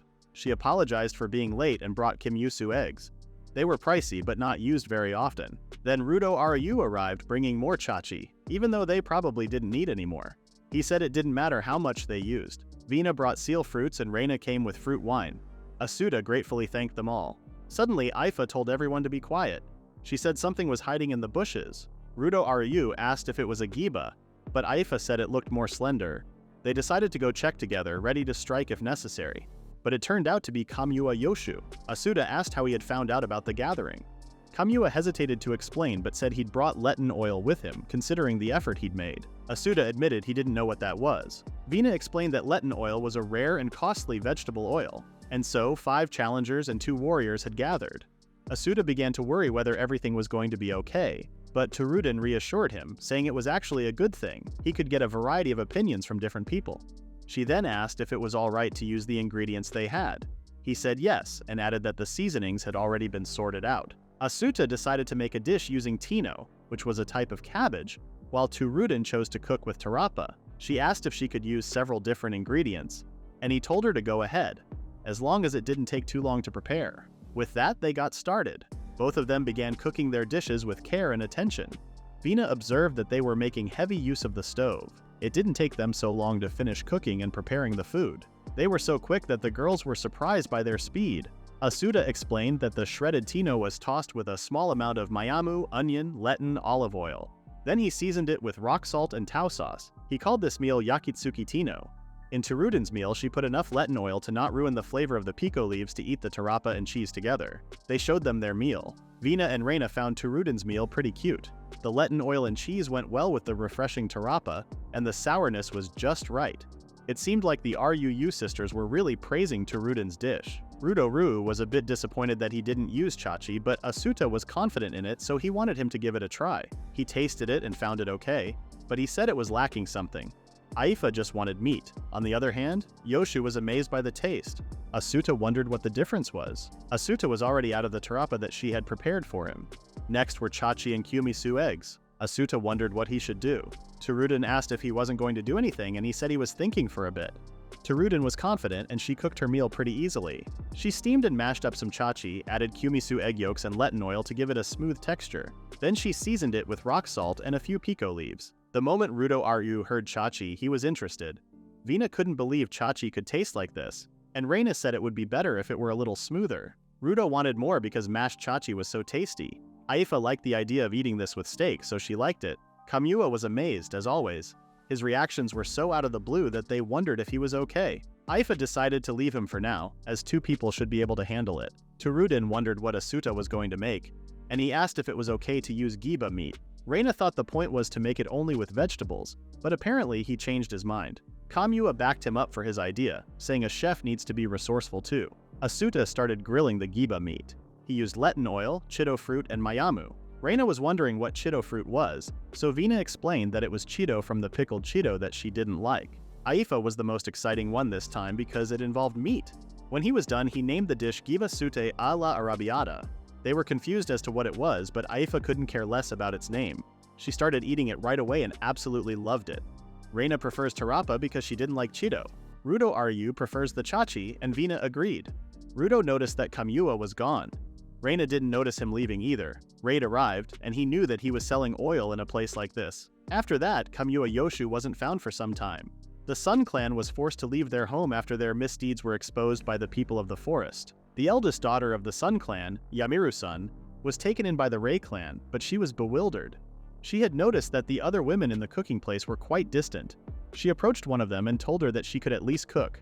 The woman was terrified, so she just ran away from her, and now they had distanced themselves even further. She then turned to another woman, but she was also terrified and took the stuff with her and left the stove. Yamiru didn't understand why they were acting like this, even though she was smiling at them. She thought they probably got startled when she suddenly talked to them. There should be a hierarchy when cooking dinner, and in that case, she decided to go when it was time for laundry.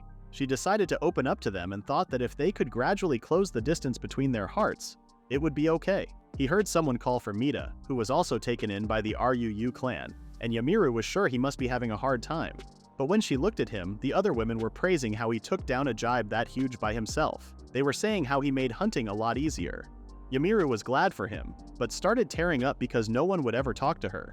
The women were even whispering normal conversations when Yamiru was around. When they arrived at the river, she started looking at her reflection to practice smiling because she thought that was the problem. The woman who saw her laughing while washing clothes was weirded out. When there was nothing left to wash, she noticed that they still had a lot to wash, so she decided to go help them. With the weird smile she had on her face, she told them to hand the laundry over. The women were flabbergasted and started running away from her, saying they wouldn't let her wash it.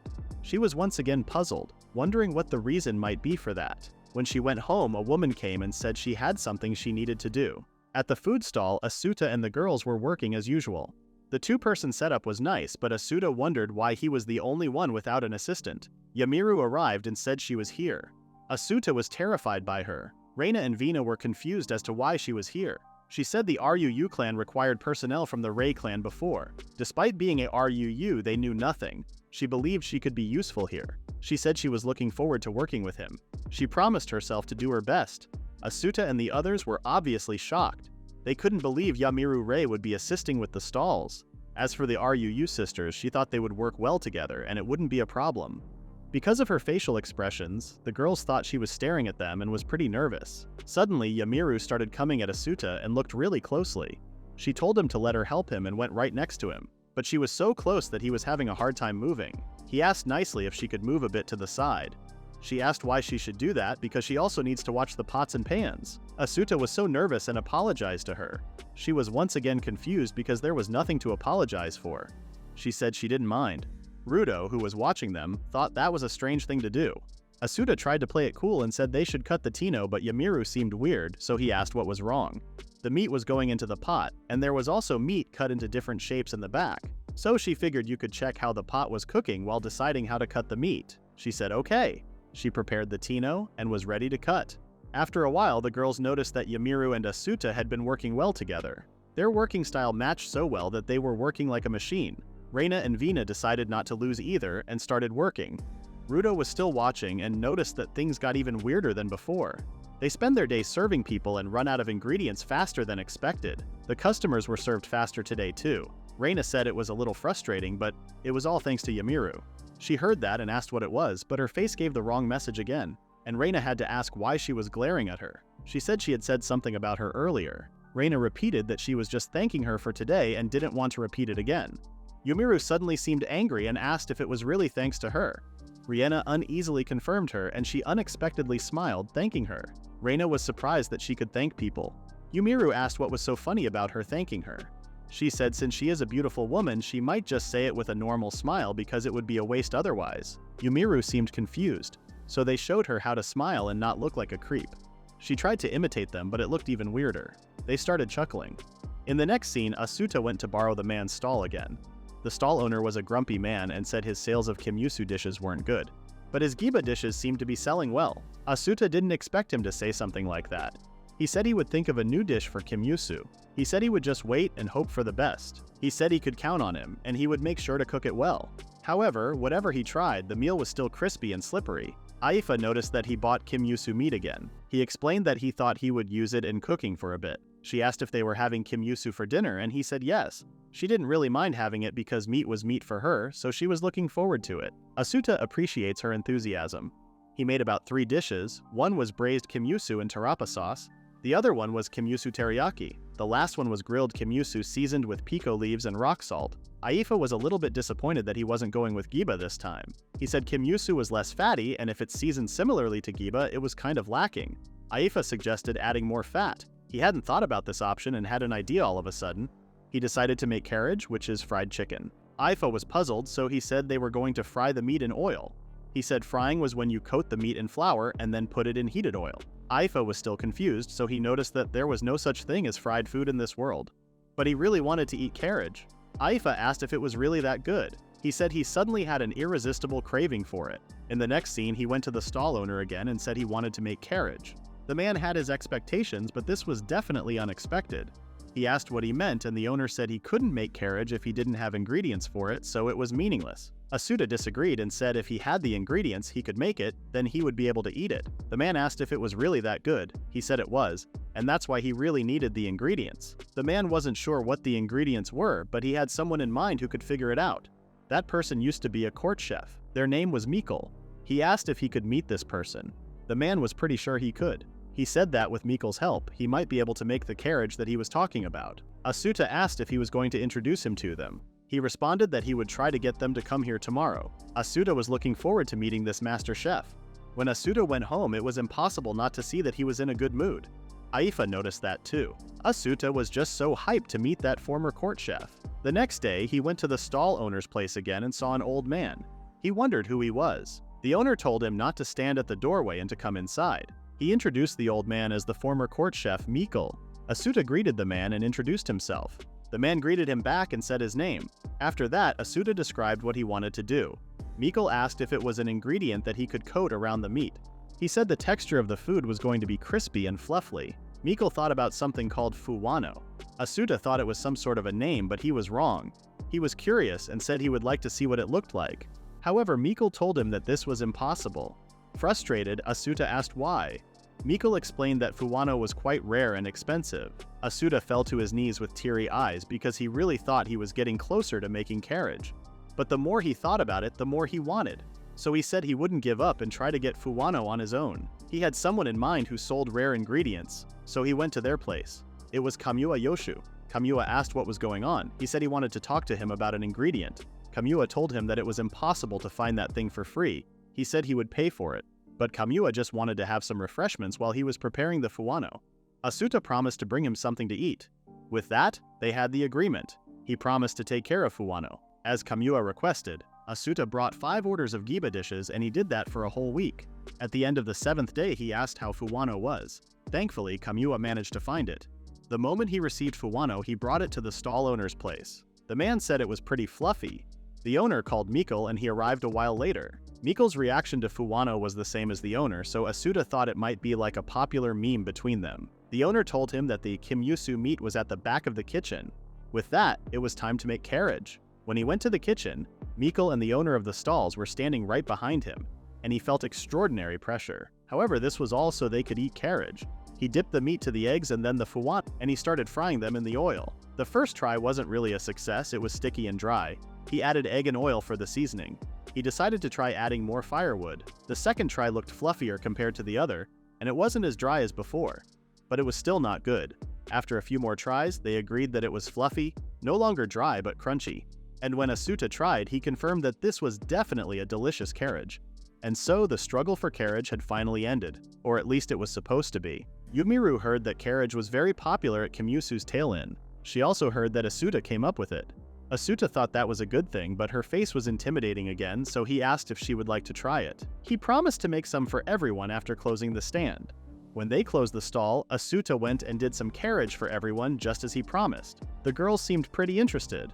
Vina couldn't wait for it to get a little bit colder and ate it while it was still hot. But both Reina and Vina liked how it tasted. Reina noticed that Yumiru was frozen, so she asked what was wrong. Yumiru's eyes were teary and she was sweating, so Reina figured she had eaten it while it was still hot. She told her to eat slowly. Vina told Asuta that she couldn't believe Kimyusu meat could be tasty and easily eaten like this. Asuta agreed because he had never thought of fried food like that before. Asuta seemed a little quiet, so Vina asked what was wrong. He said it was nothing.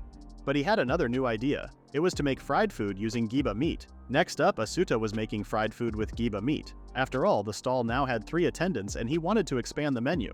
He felt really good about this plan. He then noticed that someone responded to his thoughts, but the girls were all busy with their own work, so he thought it might just be his imagination. He wondered if he was tired, and once again someone said yes. This was a little scary, but at the same time kind of nostalgic for him. In the next scene, Asuta was at home and was cooking. He warned Aifa not to get too close, but it was too late. The oil splashed onto her. He asked if she was okay, and she was just angry that this liquid was attacking her. This time she put her coat in the middle of her and the pot. Asuta told her that she didn't have to go that far, but she was concerned that it might attack again. He explained that if he made fried food at the stall, the risk of accidental exposure might be high, not in a weird way. He thanked her for the useful reference. When the food was ready, Asuta served her Chimuse's fried chicken.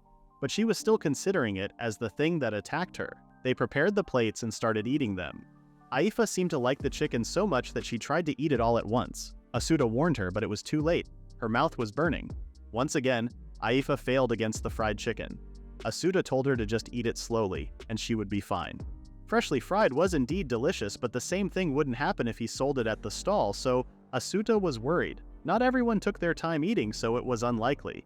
He thanked Aifa. There was room for thought in both the preparation and sales of the giba meat and giba cutlets. Aifa wondered if he didn't get attacked, and he said he didn't. She seemed upset that she was weak. Asuta panicked and told her that he was hit by the oil too, so she was not weak. The next day, Asuta brought some giba cutlets to Tara and told her to give his regards to her father. He watched her walk away and taste the food because it would be terrible if such a small child got burned. Yumiru asked him what he was standing there for and told him to do something better if he had time to be worried. Asuta was confused, so Yumiru panicked that she had said something wrong. But when he thanked her, she felt better even though she didn't know what she was thanked. Asuta thought Yumiru was right. There was a lot he could do depending on preparation and how you eat it. Seeing her give a response was also unusual, so he thanked her again. But apparently she didn't say anything. Asuta wondered if there was an animal that made a yes sound and looked around. Once again, he heard someone say yes and turned his back to see who it was.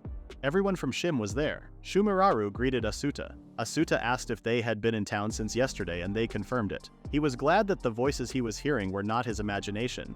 He welcomed them again with a big smile on his face. This back and forth of yes felt so nostalgic.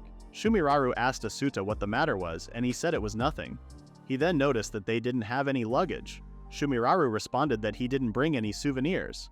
Asuta wasn't asking for that. He asked if they could tell him about their trips, where they went, what they saw, and everything. Before doing that, Shumiraru wanted to ask him a favor.